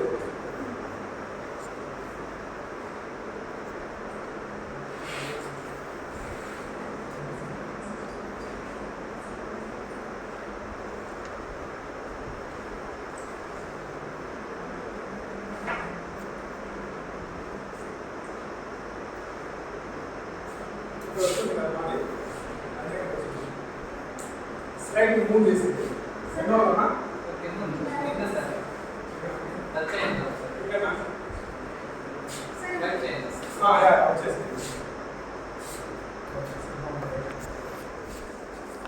కాథోజెనిసిటీ అండ్ విరులెన్స్ అనే వర్డ్స్ కాథాలో ఎంతసేపు మనం పాజిటివ్ ఆర్గన్ తెలుసు, డిసీజ్ వస్తుంది తెలుసు, మహాంగేట్ తెలుసు, సిమ్టమ్ ఆ తర్వాత కంట్రోల్ పెట్టేసి మనం తీసుకోవాలి. అంటే డిసీజ్ రాకపోవడం మనం ఏంటి ఇది ఒక ఎగ్జామినేషన్ పాయింట్ ఆఫ్ వ్యూ తీసుకునేటప్పటికి మనం ఎంతే తీసుకుంటాం. వేరే కాథోజెనిసిటీ అండ్ విరులెన్స్ అనే వర్డ్ని బయట ఫీల్ వేయడం కావాలా pebrine spore, these are virulent spore, these are non virulent spores అని మననే కొన్ని చూసుకోవచ్చు. నాన్ విరులెన్సీ ఆఫ్ పెప్టిన్ అని చెప్పేసి కొన్ని ప్రాజెక్ట్స్ ఉన్నాయి. వాళ్ళు పెప్టిన్ స్కోర్స్ అన్ని అంతేగా డిసీజెస్ కాల్ చేయలేదు, కొన్ని తక్కువ డ్యామేజ్ చేస్తాయి అనేటువంటి దాని మీద వాళ్ళు రీసెర్చ్ చేస్తున్నారు. సో ప్యాథోజెనిసిటీ అంటే ఏంటంటే ఒక ప్యాథోజన్ లోపల వెళ్ళి డిసీజ్ని కాజ్ చేయడంలో ఎంత సక్సెస్ఫుల్గా ఉంది దాన్ని ప్యాథోజెనిసిటీ. ఓకే, ప్యాథోజెనిసిటీ అంటే ఒక ప్యాథోజన్ ఉంది, లోపలికి వెళ్ళింది, డిసీజ్ని కాజ్ చేస్తుంది, దీన్ని ప్యాథోజెనిసిటీ. ప్యాథోజెనిసిటీ తక్కువ ఉంది అంటే లోపల వెళ్ళిన తర్వాత ఈ మాకు చచ్చిపోకుండా ఉండే లెవెల్లో మాత్రమే ఉంటుంది. ప్యాథోజెనిసిటీ తక్కువ. ఓకే, విరులెన్స్ అంటే ఏంటంటే లోపల వెళ్ళిన తర్వాత సక్సెస్ఫుల్గా అన్ని స్టెప్పులు చేయాలి. అంటే మీ ఒక ప్యాథోజన్ ఉంది, వెళ్ళిన తర్వాత లాంచ్ కావాలంటే అతుక్కోవాలా, అంటే ఇది కూడా సక్సెస్ఫుల్ కాదు. చాలా వరకు ఊడి డైజెస్టివ్ ట్రాక్ట్లో నుండి బ్యాక్టీరియా బయటకు వచ్చేస్తుంది. అలా కాకుండా అడ్డైపోయింది అక్కడే కాలనీ ఫామ్ చేసుకోవాలా, ఎక్కువ దాని అమౌంట్ పెంచుకోవాలా, పెంచుకుంటుంది. ఆ తర్వాత ఇన్వైట్ చేయాలా, లోపలికి వెళ్ళాలా, లోపల ఉన్నటువంటి బాడీ పార్ట్స్ని కూడా తన న్యూట్రిషన్ ఎన్విరాన్మెంట్ క్రియేట్ చేసుకోవాలి. ఒక బ్యాక్టీరియా లోపలికి వెళ్ళిన తర్వాత ఒకటి ఆల్రెడీ తయారైనటువంటి ఫుడ్ అమినో యాసిడ్స్ ఏమైనా ఉన్నాయంటే దాన్ని తీసుకోలేదు, లోపల మళ్ళీ బాడీ గ్రో అవుతుంది. ఆ తర్వాత తన నంబర్ని పెంచుతుంది, సైజ్ గ్రో అయింది, డివైడ్ అయిపోతుంది, నంబర్ని పెరుగుతుంది. ఓకే, అలా కాకుండా ఇదే కొంచెం టాక్సిక్ మెటీరియల్ రిలీజ్ చేసి అక్కడ ఉన్నటువంటి పార్ట్స్ ఏమన్నా డీజనరేట్ అయిపోయాడు కుళ్ళిపోయేటట్టు చేసి వాటి నుండి మళ్ళీ అబ్జర్వ్ చేసుకున్నట్టు దీని యొక్క విజిలెన్స్ పెరిగినట్టు కదా, అంటే సక్సెస్ రేట్ పెరిగింది కదా, ఫుడ్ దొరకకపోతే చచ్చిపోయాడు, కానీ ఫుడ్ తానే తయారు చేసుకోగలరు, అంటే చాలా ఈజీగా మల్టిప్లై కావాలి కదా. సో ఇలాంటివి అన్ని రకాలవి అది చేయగలిగితే దాన్ని విజిలెంట్ అంటే ఒక క్రాప్ ఒక ప్యాథోజన్ లోపలికి వెళ్ళడం అనేది ప్యాథోజన్ డిసీజ్ జనరల్. వేరే ఇదే సక్సెస్ఫుల్గా అన్నింటిలోనూ ఎక్కువ చేయగలిగితే దాన్ని విజిలెంట్. దీంట్లో pathogeny witness pathogeny is generally applied to refer the ability of microbial species to produce disease, while the vigilance is applied to the ability of microbial strain to produce disease. The vigilance is a degree of pathogeny. ఎంత level of disease cause చేయగలరు ఈ species ఉన్నాయి. ఇది qualitative and quantitative అనే words వస్తుంటాయి reading లో. ఏమంటారు చెప్తారు, జనరల్ కమ్యూనికేటివిటీ, స్పెసిఫిక్ కమ్యూనికేటివిటీ ఇలాంటి వర్డ్స్ ఉందా విన్నా రీడింగ్ లేదా అందరూ అన్ని సబ్జెక్టులకు వచ్చారు కదా. సరే ఆ టాపిక్ చూస్తాం. క్వాలిటేటివ్ క్వాంటిటేటివ్ అనేది జెనెటిక్ టర్మ్స్ లో వింటాను. ఏం క్వాలిటేటివ్ అని ఇప్పుడు ఇక్కడే అర్థం చేసుకోండి. What is qualitative and what is quantitative? Qualitative is neatness. ఇంకా క్వాలిటేటివ్ క్వాంటిటేటివ్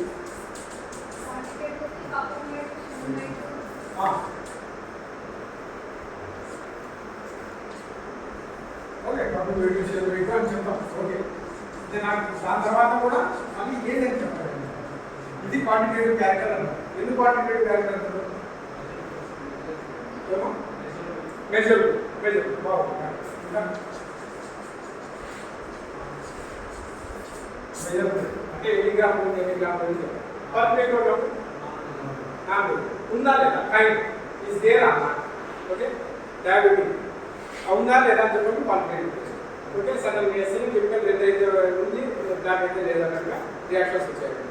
ఉందా లేదా అని చెప్తుంది క్వాలిటేటివ్. క్వాంటిటేటివ్ అంటే ఎంత క్వాంటిటీలో ఉంది దాన్ని క్వాంటిటేటివ్ అంటే. అదే జెనెటిక్ టర్మ్స్లోకి వస్తే ఇప్పుడు ఇక్కడికి వస్తే ప్యాథోజెనిసిటీ క్వాలిటేటివ్ అంటే డిసీజ్ కాజ్ చేయగలుగుతుందా లేదా, కాజ్ చేస్తే ఎంత మోతాదులో కాజ్ చేస్తుంది అనేది క్వాంటిటేటివ్. అది విజిలెన్స్. సరే ఇప్పుడు క్వాలిటేటివ్ క్వాంటిటేటివ్ ట్రైట్స్ అంటారు. దాంట్లో కపుల్ weight shell wait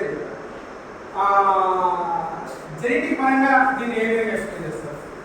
qualitative trait quantitative trait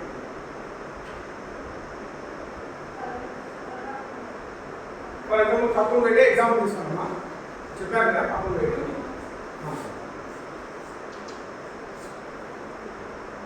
genetic గా జీన్స్ ఏ విధంగా క్వాలిటేటివ్ అంటే ఎలాంటి జీన్స్ క్వాలిటేటివ్ అయితే ఎలాంటి జీన్స్ క్వాంటిటేటివ్గా ఏమైనా వాటి రిలేషన్ జీన్స్ అనేది క్యారెక్టర్స్ చెప్పేసి లేదంటే క్వాంటిటేటివ్ మీద క్వాలిటేటివ్ అంటే ఒక సింగిల్ ఫర్ ఎగ్జాంపుల్ అంటే ఒక సింగిల్ కానీ చాలా తక్కువ చేసే ఉంటే ఆ క్యారెక్టర్కి నేను డెవలప్ చేశాను రెడ్ అయ్యి సమాయి కలర్ వచ్చింది, ఈ జీన్ నుండి కలర్ వస్తుంది, ఇది లేకపోతే ఓకే. సో ఇది క్వాలిటేటివ్. ఓకే క్వాంటిటేటివ్ అంటే ఏంటంటే జీన్స్ చాలా జీన్స్ అంటే వేరే వేరే క్రోమోజోమ్స్లో ఉన్నటువంటి జీన్స్ అన్ని కలిపి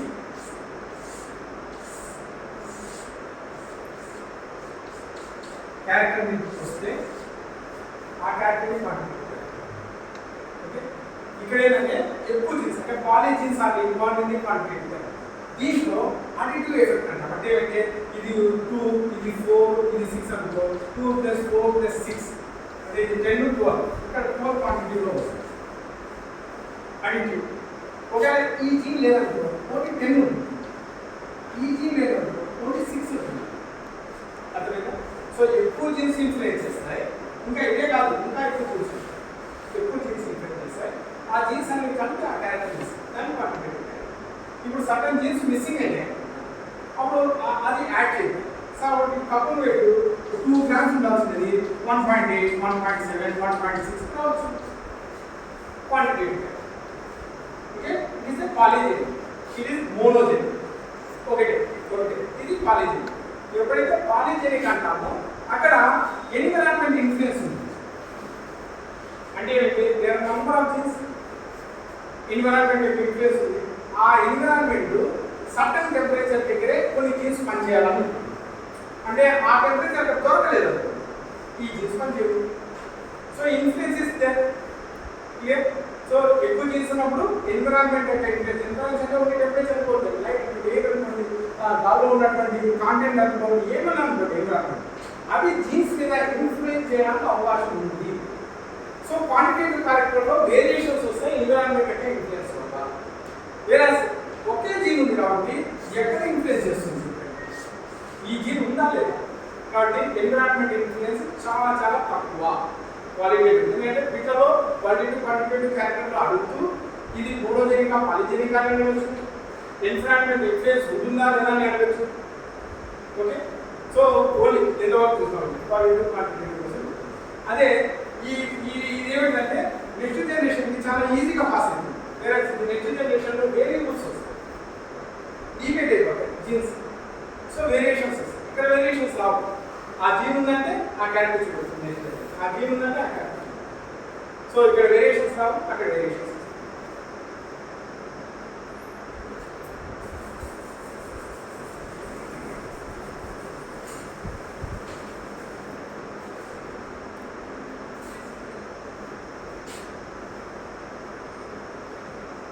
రెసిస్టెన్స్ అంటే ability of the host to అంటే వైరస్ కి తన ఫామ్ చేసుకొని తన లైఫ్ సైకిల్ కంప్లీట్ చేసుకోవడం కోసం ఏమైతే ప్రాసెస్ చేయాలనో అది ఎక్కడో ఏదో ఒక స్టెప్ దగ్గర దాన్ని ఆపగలిగితే దాన్ని రెసిస్టెన్స్. ససెప్టబుల్ అంటే ఇంకా ఆ రెసిస్టెన్స్ లేకపోతే ససెప్టబుల్. ఫర్ ఎగ్జాంపుల్ పాలివోల్టేజ్ అంటాం, మల్టీవోల్టేజ్ అంటాం కదా, అంటే బయోవోల్టేజ్ అంటాం. మల్టీవోల్టేజ్ లో రెసిస్టెన్స్ ఉంది అన్నాం, ఎందుకు? ఇది టైం ట్విస్టెడ్ బ్రీడ్. అంటే ఏమి, ఒక చోట హై టెంపరేచర్ దగ్గర ఉన్నటువంటి ప్యాథోజన్స్ దగ్గర బతుకుతూ బతుకుతూ బతుకుతూ సర్వైవల్ ఫర్ ది ఫిట్టెస్ట్ ఉంటుంది కదా, అంటే సర్వైవ్ అయితే వచ్చింది ఆ ప్యాథోజన్స్ తక్కువ వస్తూ వచ్చింది. కాబట్టి ఇక్కడ తక్కువ తర్వాత దీంట్లో ఈ తక్కువ విలువ ఎక్కువగా ఉంది. వేరే బయోవోల్టేజ్ వచ్చేసి టెంపరేట్ రీజన్స్ లో ఉన్నాయి. నేను అదే తీసుకొచ్చేసి ఇక్కడ పెట్టినప్పుడు ఇక్కడ దీనికి తక్కువ షిఫ్ట్ అంటారు కదా, సో అలాంటప్పుడు దాన్ని ససెప్టబుల్, దీన్ని రెసిస్టెంట్.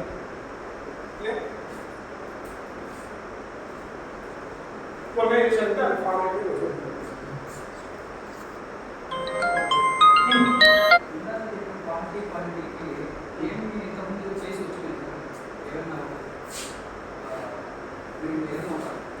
క్వాలిటీ క్యారెక్టర్స్ అంటే బ్రీడింగ్ లో ఎక్కడ ఆ పదాలు ఉపయోగపడతాయి, ఏమైనా దానివల్ల లాభం ఉపయోగిస్తుందంటే ఏమొచ్చింది లాస్ట్ హిస్టరీ నుంచి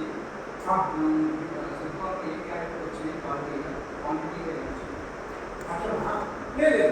దాన్ని అంటే ఏమి వచ్చినాయని చెప్పడానికి కాదు, క్యారెక్టర్స్ ఉన్న దాంట్లో క్యారెక్టర్స్.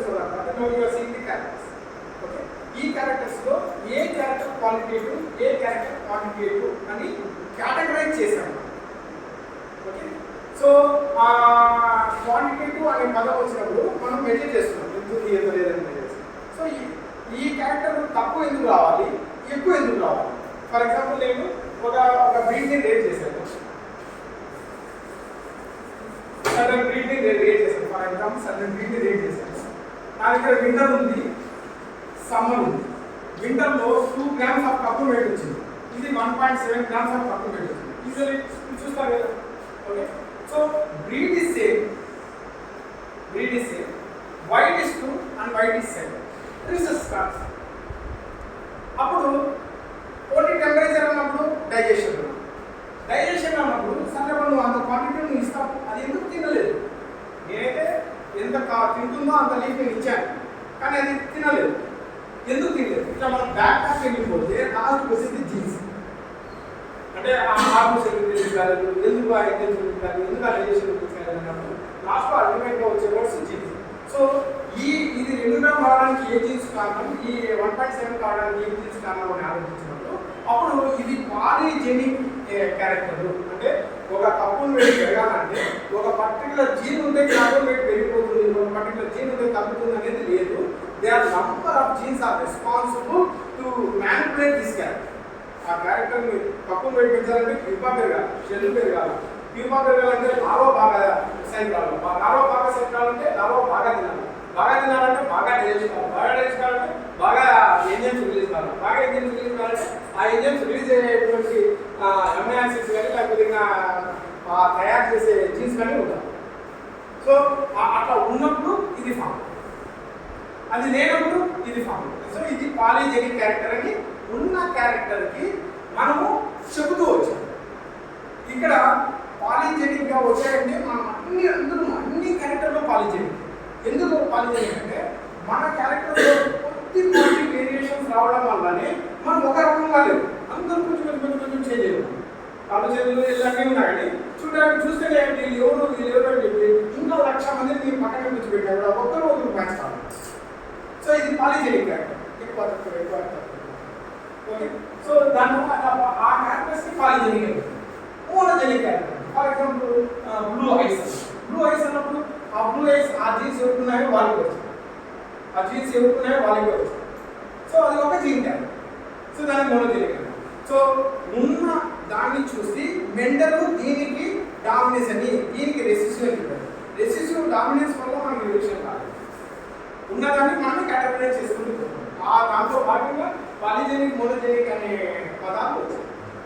సో చాలా వరకు క్యారెక్టర్స్ పాలిజెనిక్. ఒక సిల్క్ యొక్క క్వాలిటీలో నీట్నెస్ అనే పదం ఉంది. ఓకే, నీట్నెస్ అనే పదం వచ్చినప్పుడు సిల్క్ యొక్క ఫిల్మెంట్ ఎంత క్లీన్గా ఉంది అని చెప్పడానికి నీట్నెస్ ని పాయింట్స్లో చెప్తాం. 90 పాయింట్, 80 పాయింట్స్, 70 పాయింట్స్ అని చెప్పి పాయింట్స్లో కొలుస్తాం. సో ఈ నీట్నెస్ అనేది మోనోజెనిక్. ఎందుకంటే ఒక నీట్నెస్ ఉన్నటువంటి నీట్ని తీసుకొని క్లాస్ చేస్తే మళ్ళీ నీట్నెస్ సంబంధించిన ఫీల్డ్స్ ఉంటాయి. సో ఇక్కడ వేరియేషన్ జరగడం లేదంటే చాలా తక్కువ జీన్స్ దీనికి రెస్పాన్సిబుల్ అని. సో తక్కువ జీన్స్ రెస్పాన్సిబుల్ ఏంటి? నీట్నెస్, టెంపరేచర్ 30 డిగ్రీస్ పెట్టు, 28 పెట్టు, 24 పెట్టు, నీట్నెస్ మారదు. అంటే ఎన్విరాన్మెంట్ యొక్క ఇన్ఫ్లుయెన్స్ మారడం లేదంటే వేరే జీన్స్ పనిచేయకూడదు అని డిసైడ్ చేయడానికి లేదు సబ్జెక్ట్, ఒకే జీన్స్. కాబట్టి ఇది క్వాలిటీ. అంటే శిల్పంలో క్వాలిటేటివ్ కానీ నాకు నీట్నెస్ ఎక్కువ మాత్రమే ఎగ్జాంపుల్ వేరే ఇంకా క్వాలిటేటివ్ క్యారెక్టర్ కొన్ని చోట్ల డిసీజ్ రెసిస్టెన్స్లో బిఎండికి వస్తుంది. అంటే ఒక పర్టికులర్ జీన్ ఉంది, ఆ జీన్ ఉంటే ఇది డిఎన్ఏకి రెసిస్టెంట్గా ఉంటుంది అని చెప్తారు బిఎండి. సో ఇక్కడ ఒక మోనోజెనిక్ క్యారెక్టర్, అప్పుడు అది క్వాలిటేటివ్ క్యారెక్టర్. ఉంటే రెసిస్టెన్స్ ఉంటుంది, లేకపోతే లేదు, ఉందా లేదా క్వాలిటేటివ్ క్యారెక్టర్. ఎంత మోతాదులో ఉందని చెప్పడానికి ఓకే. సో మనము పాలిజెనిక్ మోనోజెనిక్ అని ఉన్న క్యారెక్టర్స్ని మోనోజెనిక్ పాలిజెనిక్ అని చెప్తూ వచ్చాయి.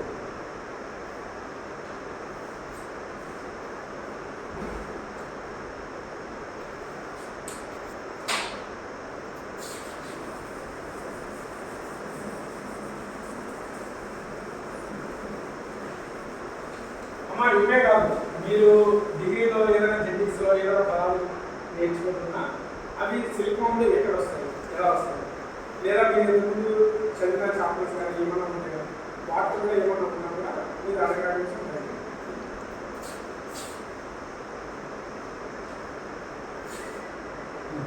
ఇది నేను డిసీజెస్లో మీకు ఓవరాల్ కాన్సెప్ట్ ఉండాలంటున్న పని మీద ఈ ఒక చోట తీసుకొచ్చి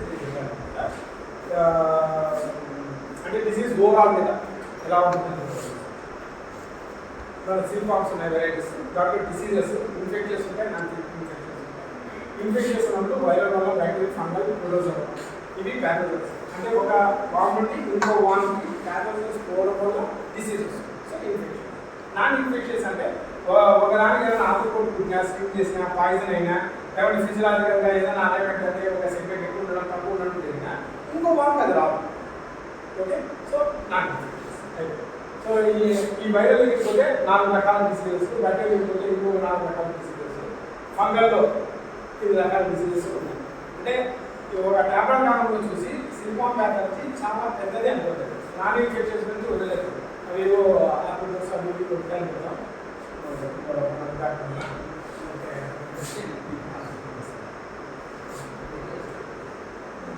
సో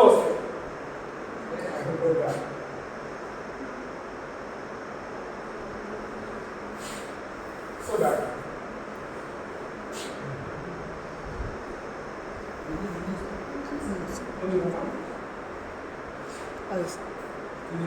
ఏం దగ్గర పోతుంది వెళ్ళిపోతారు.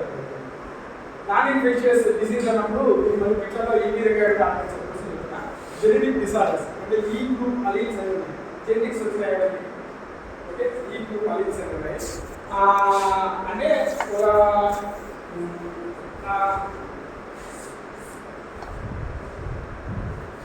ఏమైతే నా జీన్ ఏ ప్లేస్లో అయితే ఉందని చెప్తామో దాన్ని అలీల్ లోకస్ ఆఫ్ ది జీన్, దాన్ని మనం అలీల్ రెండునే కాబట్టి అలీల్స్. ఇప్పుడు ఇదే ప్లేస్లో ఫర్ ఎగ్జాంపుల్ ఏదైనా ఒక వేరియేషన్ జరిగింది అంటే డిఎన్ఏ కదా, డిఎన్ఏలో సదర్ న్యూక్లియోటైడ్స్ ఉన్నాయి. సో ఏదో ఒక ఎక్స్రే వచ్చింది, ఈ న్యూక్లియోటైడ్ దెబ్బతింది. సో ఈ 3 న్యూక్లియోటైడ్ కలిపి ఒక అమైనో యాసిడ్ కనుక్కునేలాగా తయారైంది ట్రాన్స్క్రిప్షన్. ఓకే, ఎంఆర్ఎన్ఏ తయారైతే ఇక్కడ ఈ 3 న్యూక్లియోటైడ్ వచ్చేసి ఒక అమైనో యాసిడ్కి రెస్పాన్సిబుల్. ఆ అమైనో యాసిడ్ లేకపోతే ఫర్ ఎగ్జాంపుల్ మీరు తెల్లని పూసని చేసుకున్నాను దాంట్లో ఒక్క పూస మాత్రం రెండు పూస, ఇది వేరే చేయండి కదా. అదే అది లేకపోతే తెల్లచ్చు మీరు అంత దానికి అంత డిఫరెన్స్ ఉంటుంది. ప్రోటీన్లో కూడా అంతే డిఫరెన్సెస్ అది లేకపోతే. సో ఈ మాత్రం డిఫరెన్స్ వచ్చినప్పుడు ఇక్కడ ఉన్న దాంట్లో ఈ చేంజ్ జరిగింది. సో ఈ జీన్కి ఈ జీన్లో రెండు సమానం ఉందా, కానీ దీంట్లో చేంజ్ జరిగింది కాబట్టి అప్పుడు ఏమైపోయింది, ఏ అని ఉండేది ఏ వర్గం అంటే ఇది వేరే చేంజ్. సో మళ్ళీ దీంట్లో కూడా చేంజ్ కావచ్చు కదా, A2గా రావచ్చు, అంటే A3గా రావచ్చు. అంటే చేంజెస్ ఎన్విరాన్మెంట్లో ఓవర్ ది ఇయర్స్ ఎవల్యూషన్లో లక్షల సంవత్సరాలు ఎప్పుడైనా యాక్సిడెంట్ జరిగింది. యాక్సిడెంట్ జరిగినప్పుడల్లా చేంజ్ జరిగింది. సో జరిగినప్పుడు A1 A2 A3లాగా తయారైంది కదా. ఇప్పుడు ఈ చేంజెస్ జరిగినప్పుడు దీన్ని నార్మల్ అనిపిస్తారు. ఇది అన్నిటికంటే డామినేట్. ఎందుకు డామినేట్? ఏ పక్కన A1 ఉంచితే ఏ యొక్క క్యారెక్టరే చూపెడుతుంది, A1 ఎక్స్ప్రెస్ చేయలేదు. ఎందుకు? దాంట్లో సగం చేంజెస్ వచ్చాయి కాబట్టి ఇది ఎక్స్ప్రెస్ చేయడానికి ఏమైతే ఇన్స్ట్రుమెంట్స్ ఇక్కడ అవైలబుల్ ఉన్నాయో అది దీనికి ఎక్స్ప్రెస్ చేయడానికి చేస్తాయి. అదే ఇన్స్ట్రుమెంట్స్ ఇక్కడ అవైలబుల్ ఉన్నప్పుడు దీన్ని ఎక్స్ప్రెస్ చేయడానికి ఛాన్స్ ఉంది. సో ఇదే ఎక్స్ప్రెస్ చేస్తుంది. సో ఈ క్యారెక్టర్ డామినేట్ అయిపోతుంది దీనికి. అట్లే దీని తర్వాత ఇది చేంజ్ వచ్చింది కాబట్టి ఇది డామినేట్ అవుతుంది దీనిపైన, ఇది డామినేట్ అవుతుంది దీనిపైన. ఓకే, ఇప్పుడు ఇవి ఒకే ప్లేస్లో ఉండేవి అంటే 6th క్రోమోజోమ్ సగం ప్లేస్లో ఉన్నాయి, 10.2 దగ్గర ఉన్నాయి అని అనుకున్నాం ఫర్ ఎగ్జాంపుల్.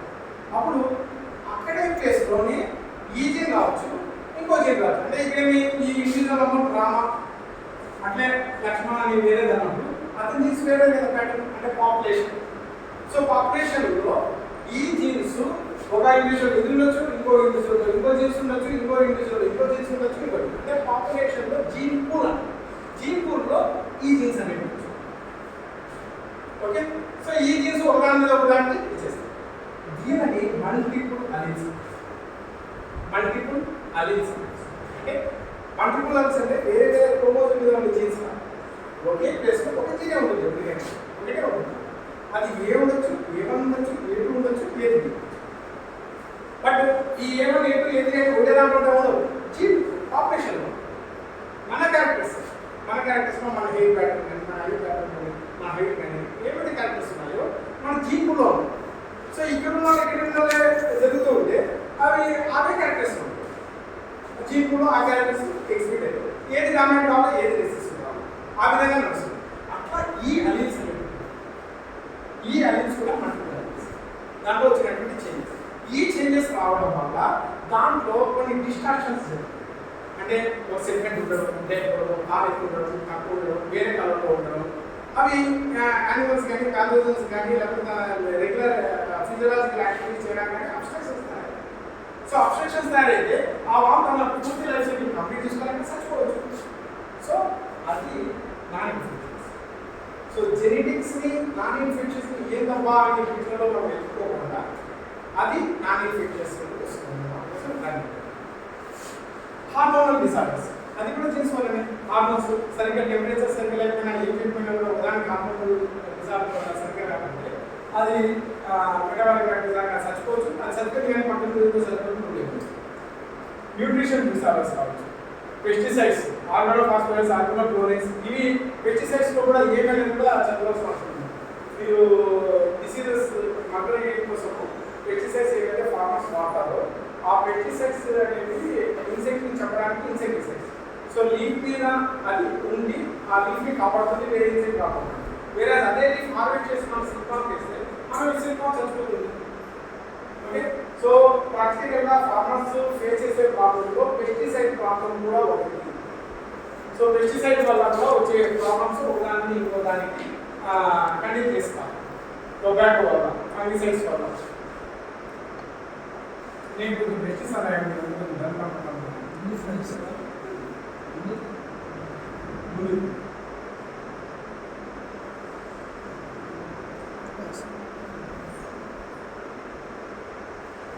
సేఫ్ గా ఆర్డర్ తీసుకోవడం, పద్ధతిగా రేట్ చేయడము అన్ని తెలుసుకొని చేసుకోవడం వల్ల ఆ ప్రాబ్లమ్స్ రావు. ఇటియాలజీ అంటే ఏంటంటే it is a study of cause of the disease. అంటే ఒక కారణం లోపలికి వెళ్ళిన తర్వాత ఏ పనులు చేస్తూ ఉంటే ఎక్కడ పోయి ఏమి కంప్లీట్ చేస్తా అంటే ఏ ప్రాబ్లమ్స్ వస్తాయి. అంటే బ్యాక్టీరియా, వైరస్ ఇవి అన్నీ ఒకే రకం పనిచేయవు. ఫంగస్ లోపలికి పోతే ఈ మాయిశ్చర్ అంతా అబ్జర్వ్ చేసుకుని దాన్ని డ్రై చేసి మాడిఫైడ్ చేసేస్తుంది, ట్రాన్స్ఫైడ్ చేస్తుంది. సో దాని ఇటియాలజీ లేదు. బ్యాక్టీరియా లోపలికి వెళ్తే అక్కడ అది ఏదైనా టాక్సిక్ చేసినా ఫుడ్ తీసుకుంటుంది, లేదా టాక్సిక్ రిలీజ్ చేసైనా అది అక్కడ డైజెస్ట్ చేస్తుంది. బ్యాక్టీరియా అంటే ఒకే బ్యాక్టీరియా ఫ్లాచరీ వస్తుంది అనుకోదు. 250 టైప్స్ ఆఫ్ బ్యాక్టీరియాస్ అంటే ఆ బ్యాక్టీరియాలన్నీ ఎక్కడ ఉన్నా కూడా అవి తన పనిని నార్మల్గా అట్లనే చేస్తాయి. అంటే దానికి గ్రో కావాలంటే డైజెషన్ చేసుకోవాలా, చూసుకోవాలా. సో కొన్ని ఇన్సెక్ట్ మీద లైఫ్ బాడీ లోపలికి వెళ్ళడానికి సక్సెస్ఫుల్గా లైఫ్ని కంప్లీట్ చేసే బ్యాక్టీరియా ఉన్నాయి. అట్లా 250 టైప్స్ ఆఫ్ బ్యాక్టీరియాస్ ఉన్నాయి. ఆ బ్యాక్టీరియాస్ లోపలికి వెళ్ళిన తర్వాత అది ఏమైతే లోపల టిష్యూని డ్యామేజ్ చేసి తింటున్నాయో అప్పుడు ఒక common type of syndrome develop అవుతుంది. దాన్ని ఫ్లాసిడ్ బాడీ అంటారు. ఫ్లాసిడ్ బాడీ అంటే ఆ బాడీ డిసీజ్ వచ్చిన దాన్ని ఇట్లా ముట్టుకుంటే ఎరిగిపోతుంది, జ్యూస్ లాగా కాలిపోతుంది, చచ్చిపోయినామా. సో దాన్ని ఫ్లాసిడ్ బాడీ అంటాం, దాన్ని ఫ్లాచరీ అని పిలుస్తుంది. యూజువల్లీ బ్యాక్టీరియా వల్ల వస్తుంది. అట్లే ఒక వైరస్ వల్ల వస్తుంది, కానీ ఇన్ఫెక్షియస్ ఫ్లాచరీ అంటాం, ఐఎఫ్ఈ అంటాం. సో అక్కడ కూడా ఫ్లాసిడ్ బాడీ తయారవుతుంది కాబట్టి వైరస్ వల్ల వస్తుంది, కానీ ఐఎఫ్ఈ అంటాం. ఇన్ఫెక్షియస్ ఫ్లాసిడ్ వైరస్ వల్ల ఐఎఫ్ఈ వస్తుంది. సో అట్లా అది ఏ విధంగా అది లోపలికి వెళ్ళి ఒక డిసీజ్ ని కాజ్ చేస్తుందో ఆ రూట్ చేస్తున్న పనులు, ఆ పనులంతా ఇటియాలజీ అని పిలుస్తారు. ఇటియాలజీ అని, న్యూట్రియన్స్ అని ఇలాంటి వర్డ్స్ వచ్చినప్పుడు అది ఏదో వేరేది అనుకోకుండా ఇంతే దాని అర్థం. ప్యాథోజెనిక్ ఫ్యాక్టర్స్ లో బయాలజికల్ ఫ్యాక్టర్స్ అని, కెమికల్ అని, ఫిజికల్ అని, ఎన్విరాన్మెంటల్ అని, కాన్స్టిట్యూషనల్ ఫ్యాక్టర్స్ అని ఉన్నాయి. బయాలజికల్ ఫ్యాక్టర్స్ వచ్చేటప్పటికి బయాలజీగా ప్యాథోజెనిక్ మైక్రో ఆర్గానిజమ్స్ ఏ విధంగా డ్యామేజ్ చేస్తారు డిసీజ్ అనేది. అదే బయాలజీలో పారాసిటిక్ వల్ల, నాన్ పారాసిటిక్ ఇన్సెక్ట్స్ కూడా ఉన్నాయి. ఆ ఇన్సెక్ట్స్ వల్ల కూడా ఈ డిసీజ్ రావడానికి అవకాశం ఉంది. కెమికల్ ఫ్యాక్టర్స్ వచ్చి వేరియస్ అగ్రికల్చర్, కెమికల్, ఫ్యూమ్స్ ఇలాంటి టాక్సిన్స్ వల్ల వామ్స్ చనిపోవడానికి అవకాశం ఉంది. ఫిజికల్ ఫ్యాక్టర్స్ వల్ల మెకానికల్ ఇంజరీస్, వామ్స్ పట్టుకోవడం, ఎంతమంది కింద పడేయడం, దానికి సంబంధించిన వల్ల ఫిజికల్ ఇరిటేషన్ వల్ల, కదిలించడం వల్ల ఎక్కువ డ్యామేజ్ అయ్యి ఎక్స్ కానీ, లాభాలు కానీ, ట్యూబాలు కానీ ఏదైనా మన లైఫ్ సైకిల్ ఏ పార్ట్ అయినా అలా డ్యామేజ్ అవుతుంది. ఎన్విరాన్మెంటల్ దగ్గరికి వచ్చేటప్పటికి చుట్టూరు ఉన్నటువంటి ఎన్విరాన్మెంట్, హీట్ కానీ, టెంపరేచర్ కానీ, హ్యూమిడిటీ కానీ, లైట్ కానీ, ఈ ఫ్యాక్టర్స్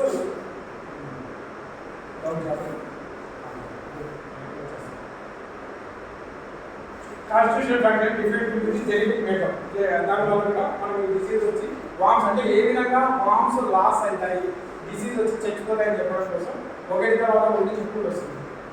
ప్యాథోజెనిక్ వచ్చినప్పుడు ఎంబ్రియానిక్ ఇన్ఫెక్షన్ కూడా జరుగుతుంది. ఎంబ్రియానిక్ ఇన్ఫెక్షన్ అంటే మనము 15 అన్నాం, మదర్కి వస్తుంది. సో దాని ద్వారా ఎగ్గులోకి వెళ్ళిపోతుంది, ఎగ్గులోని ప్యాథోజెన్ కలిగి ఉంటుంది. సో ఎంబ్రియా వస్తుంది. సో ఎంబ్రియానిక్ వస్తుంది అంటే సిలికాన్ వేరిగా వస్తుంది, మీరు సరిగ్గా డిస్ఇన్ఫెక్షన్ చేయకపోయినా దానివల్ల వస్తుంది. ఈ నాన్ పారాసిటిక్ తీసుకుంటే వేరే మెకానిక్ ఇంజరీస్ ఓకే దీనికంటే నేను ఎందుకు చెప్తున్నా ఓకే. ఈ చైన్ ఆఫ్ రియాక్షన్స్ ఈ విధంగా వచ్చి డిసీజ్ వచ్చి వామ్స్ సైన్ ఇంకా మీరు ఏమైనా యూటిలిటీ సేవ్ చేసుకుని పెట్టుకోవాలంటే దాంట్లో మనకి ఇంప్రెషన్ వస్తుంది. అంటే ఒక్కొక్క స్టెప్ మీద మనం ట్రై చేసుకుంటాం.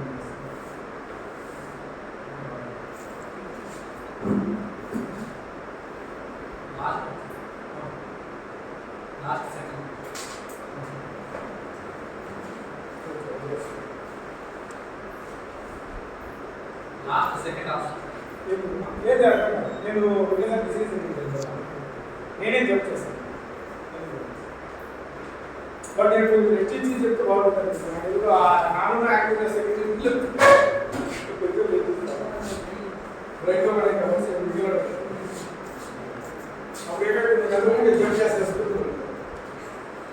ఇక్కడ నేను మీకు ప్రాధాన్యత పరంగా వాళ్ళు ఇంగ్లీష్ కాలేజీని విద్యాలజీని నాకు వర్షం చేశాను అంటే ఈ డిసీజెస్ కూడా ఒక తర్వాత వచ్చింది. నేను ఏం క్లియర్ చేయాలనుకుంటానంటే దీనిని ఐడెంటిఫై చేసినప్పుడు టిపికల్గా ఏ సింటమ్ చూసి ఏం డిసీజ్ చెప్తామనేది అడగడానికి కాబట్టి ఆ టిపికల్ థింగ్స్ చెప్పడం కోసం ట్రై చేస్తాను. అంటే కామన్గా డిసీజెస్ గురించి చెప్తే కన్ఫ్యూజన్ కాకుండా వైరస్ కానీ బ్యాక్టీరియా కానీ ఈ డిసీజెస్ మనం ఆపడం కోసం కంట్రోల్ చేయవచ్చు ఎందుకు ఏమి కోసం తీసుకుంటాం. సో ప్రాధాన్యత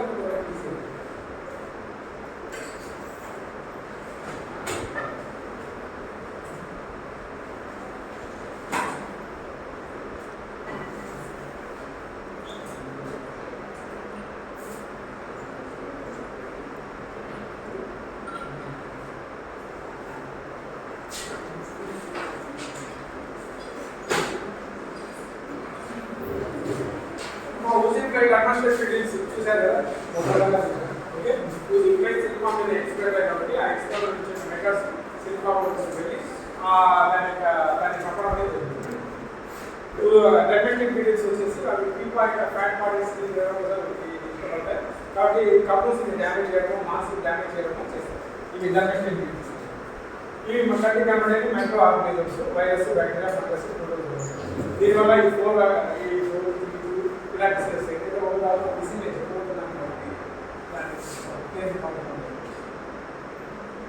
ఇవి ప్యాథోజన్స్ అరౌండ్ 30,000 టైమ్స్ పెంచితే అప్పుడు దాని యొక్క సైజు అంటే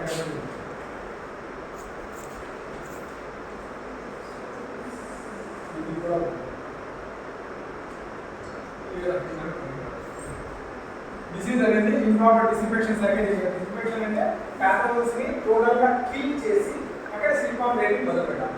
అలా కిల్ చేయకపోవడానికి సిలికాన్ రేటింగ్ మొదలు పెడితే ప్యాథోజన్స్ ఉన్నాయి కాబట్టి కన్సిస్టెంట్గా డిసీజ్ రావడానికి అవకాశం ఉంది. Food sanitation hygienic susceptible breeds range diseases వస్తాయి. ఫుడ్ మెయింటెనెన్స్ ఆఫ్ బందరీ గార్డెన్ సరిగ్గా మెయింటైన్ చేయకపోయినా డిసీజ్ వస్తాయి. స్పేసింగ్ సరిగ్గా పెట్టుకోకుండా చాలా ఒత్తుగా సిలికాన్ మెయింటైన్ చేసినా వస్తాయి. అడ్వర్స్ క్లైమాటిక్ కండిషన్స్ వల్ల కూడా డిసీజ్ వస్తాయి. వేరే హౌస్లో కూడా వేరే చోట్ల నుండి లోపల రావడానికి అవకాశం ఉన్నాయి. అట్లే సీడ్ మానిటరింగ్ సరిగ్గా చేస్తే సీడ్ క్రాప్స్ జాగ్రత్తగా చేసి డిసీజ్ మానిటరింగ్ ఉందా లేదని చూస్తే పెబ్రిన్ మనం అక్కడే ఆపచ్చు. అంటే పేరెంటల్ బ్రీడ్స్ జాగ్రత్తగా కీప్ చేసి పెబ్రిన్ ఉందా లేదని చెక్ చేస్తే ఆ నెక్స్ట్ వచ్చిన జనరేషన్లో పెబ్రిన్ రాదు కాబట్టి సీడ్ మానిటరింగ్ వల్ల పెబ్రిన్ 100% మనం ఎరాడికేట్ చేయొచ్చు. అట్లే రేరింగ్ కండిషన్స్ టెంపరేచర్ హ్యూమిడిటీ సరిగ్గా మెయింటైన్ చేయకపోతే ఫంగల్ డిసీజ్ కానీ బ్యాక్టీరియల్ డిసీజ్ రావడానికి అవకాశం. ఫంగస్ ఆల్వేస్ లో టెంపరేచర్ దగ్గర హై హ్యూమిడిటీ దగ్గర గ్రో బాగా అవుతుంది ఫంగస్. సో రేరింగ్ హౌస్లో మీకు ఎంతైతే టెంపరేచర్ ఇంక్రీజ్ ఉంటే అంత పెట్టాలి. అంత కాకుండా మీరు లో హ్యూమిడిటీ హై హ్యూమిడిటీ అండ్ లో టెంపరేచర్ పెడితే ఫంగల్ డిసీజ్ వస్తుంది. అంటే హై టెంపరేచర్ హై హ్యూమిడిటీ పెడితే బ్యాక్టీరియల్ డిసీజ్ ఆ విధంగా. రెసిస్టెంట్ కూడా ఒక బిఎంబిఎంపీ మాత్రమే ఉంటుందని చెప్పారు. అది ఉంది. వేరే కంప్లీట్ డిస్ఇన్ఫెక్షన్ వచ్చేటప్పటికి డిస్ఇన్ఫెక్షన్ ప్రాపర్గా చేస్తే మీరు అన్ని డిసీజ్ని ఆపచ్చు. అది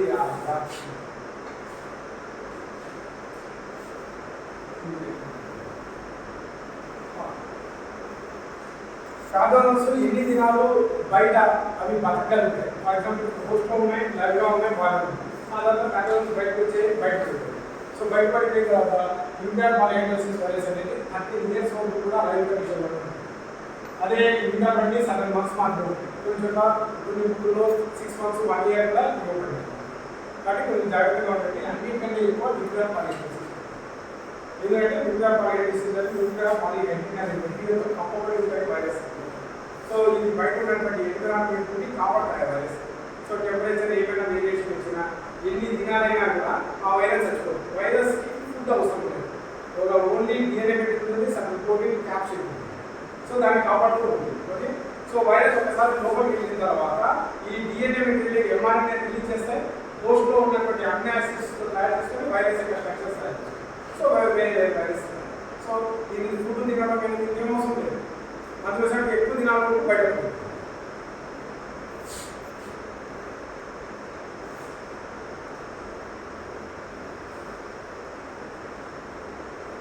ఎందుకు ఆ ప్యాథోజన్ ఉన్నాయి కదా వాటి ఇప్పుడు అడగడానికి చాలా వరకు ఓరల్ అంటాం ద్వారా పెట్టి వైరస్ బ్యాక్టీరియా ప్రోటోజోన్స్ ఉంటాయి వేరే ఫంగస్ అనేది కుటేనియస్ సపోర్ట్ చేస్తా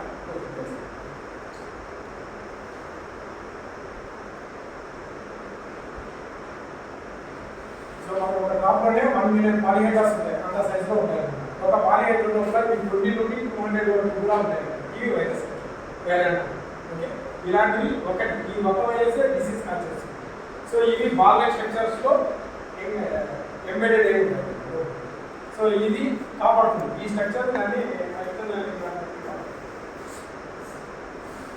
అదే కొంచెం లైన్ వాటర్ వేసి పిహెచ్ లెవెల్ దాటి 12 దగ్గర పెట్టినప్పుడు అన్ని కరెక్ట్ అన్ని సరిపోతుంది సో ఓన్లీ లైన్ వాటర్తో చెప్పచ్చు బ్లీచింగ్ పౌడర్ సొల్యూషన్తో చెప్పచ్చు సో దాన్ని డిస్ఇన్ఫెక్షన్ అంటారు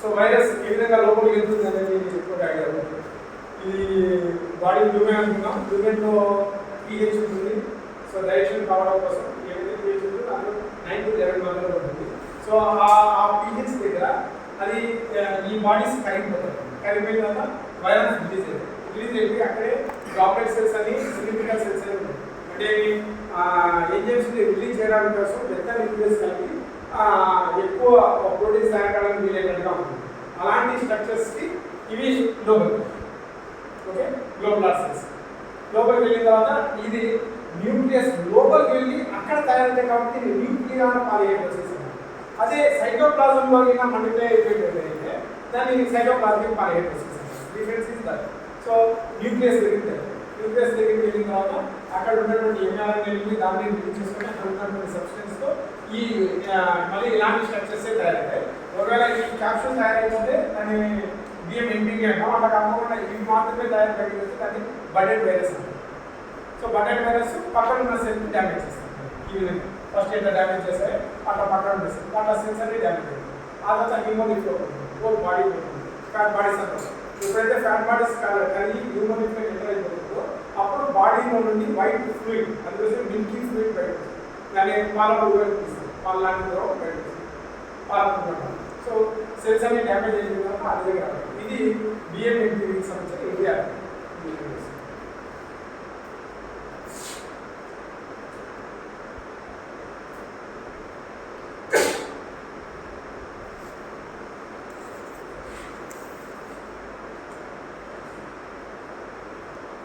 ఏ డిసీజ్ వచ్చినా వామ్స్ స్లెటిష్గా ఉండడము తినకపోవడం ఉండడము బాడీ సైజుని తగ్గిపో ఉండడము ఇన్యాక్టివ్గా ఉండడము ఇవి కామన్ అన్ని డిసీజ్లో కామన్ ఎవరు జ్వరం వచ్చినా అదే కామన్ బట్ ఇక్కడ వచ్చేటప్పటికి ఇంటర్ సెగ్మెంటల్ స్వెల్లింగ్ అంటే సెగ్మెంట్స్ మధ్యలో ఉన్నటువంటి రీజన్ ఇంటర్ సెగ్మెంట్ ఆ సెగ్మెంట్ రీజన్స్ స్వెల్ అయి ఉంటాయి లోపల వైరస్ ఎక్కువ తయారైతే లైవ్గా ఉన్నటువంటి సెల్స్కి డ్యామేజ్ చేయగలుగుతాయి అప్పుడు అక్కడ ఉన్నటువంటి పార్ట్స్ గ్రో అవుతుంది కాబట్టి ఇంటర్ సెగ్మెంటల్ స్వెల్లింగ్ అంటారు అట్లే టెలిస్కోపిక్ లేక ఉన్నటువంటి ఈ సెగ్మెంట్స్ ఒక సెగ్మెంట్ మీద ఇంకో సెగ్మెంట్ పడి ఉంటుంది టెలిస్కోపిక్ మెరుస్తూ ఉంటుంది బాడీ ఓకే మిల్కీ ఫ్లూయిడ్ బయటకు వస్తుంది తల అంటే వెనక ఉన్నటువంటి కాడలు లెగ్స్తో అతుక్కొని రివర్స్లో పడేస్తుంది సో అలాంటి కండిషన్స్ ఉన్న దాన్ని గ్రాసరైన్ సో ఆ సింపం మాత్రం అంటే ఈ రెడ్లెస్ బాడీ ఇవన్నీ ఓకే గ్రాసరీ వామ్స్ చూసినారు మీరు చూసినారు కదా సో గ్రాసరీ వామ్స్ అంటేనే మీరు కింద పడిపోయి చూసినారు వామ్స్ మీరు ఏం చేస్తున్నా చూడండి వచ్చిన వెంటనే ఫ్లోర్ మీద పడిపోయింది అంటే రెస్ట్లెస్గా వచ్చేటువంటి మూవ్ అయిపోయి లీఫ్ ఉన్న చోట వదిలిపెట్టేసి బయటకు వచ్చేసి కింద పడుతుంది అంటే దాన్ని రెస్ట్లెస్ అయిపోయింది అలాంటి ద్రవం రావడం చూసారు తెలుస్తుంది బాడీ చూసారు సో అలాంటివి ఏమడిగినారంటే దాన్ని గురించి చెప్పగలరు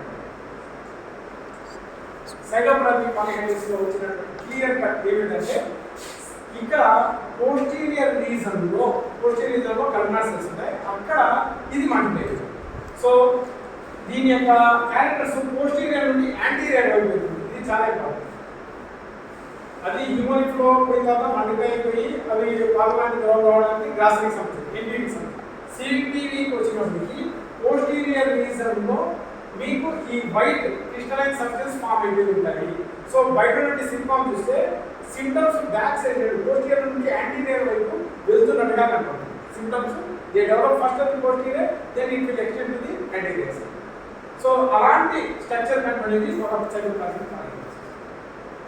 సో దీంతో పాటు ఇక్కడ ఉన్నటువంటి రీజన్ డ్యామేజ్ కావడం వల్ల ఇక్కడ వచ్చినటువంటి ఫీకల్ మ్యాటర్ లో ఆ వైట్ క్రిస్టలైన్ సబ్స్టెన్సెస్ ఫామ్ అయిపోయి ఉంటాయి కాబట్టి ఈ BMNPD సైజులోనే ఉంటుంది ఇది కూడా.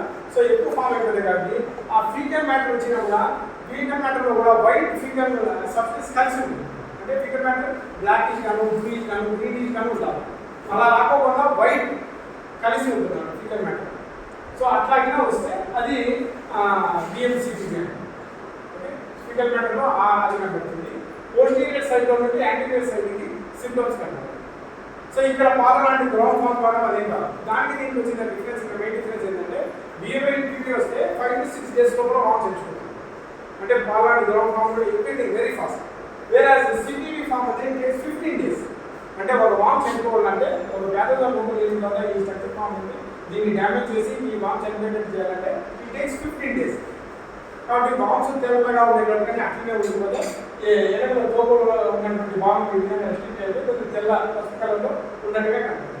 మనం డిసైడ్ చేసి చూస్తే అడ్మెంటరీ కెనాల్లో పోస్టీరియర్ రీజన్లో ఇది వైట్ క్రిస్టలైన్ సబ్స్టెన్స్ ఫామ్.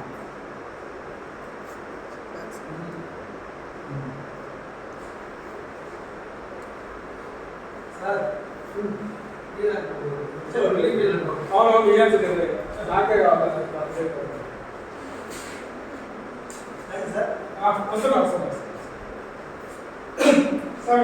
నేను పోయేసే లోపల మీరు సిలికాన్ డిసీజెస్ నేను ఎందుకంటే చెప్పుకుంటున్నది గోధి రాదు what you want silicon disease me target నేను ఇదే గవర్నమెంట్ నుంచి పెడుతూ ఆ మాట ఇదే కాకుండా ఏదో తయారు చేసుకుని చదివితే కొన్ని చదివేసి ఉంటుంది మీ చేతి నుంచి కూడా చదవచ్చు. ఎందుకంటే అక్కడ ఏమీ లేదు నేను ఏం చెప్పాను చదవాలంటే అది ఓకే. ఈ లోపల మీరు ఖాతా నిర్మాణం ఫామ్ చేసుకున్న క్వశ్చన్స్ నేను దాన్ని ఇప్పుడు నేను వచ్చిన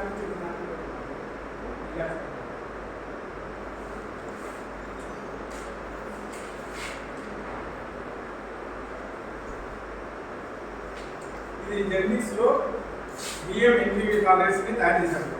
అది వెరీ ఇంపార్టెంట్.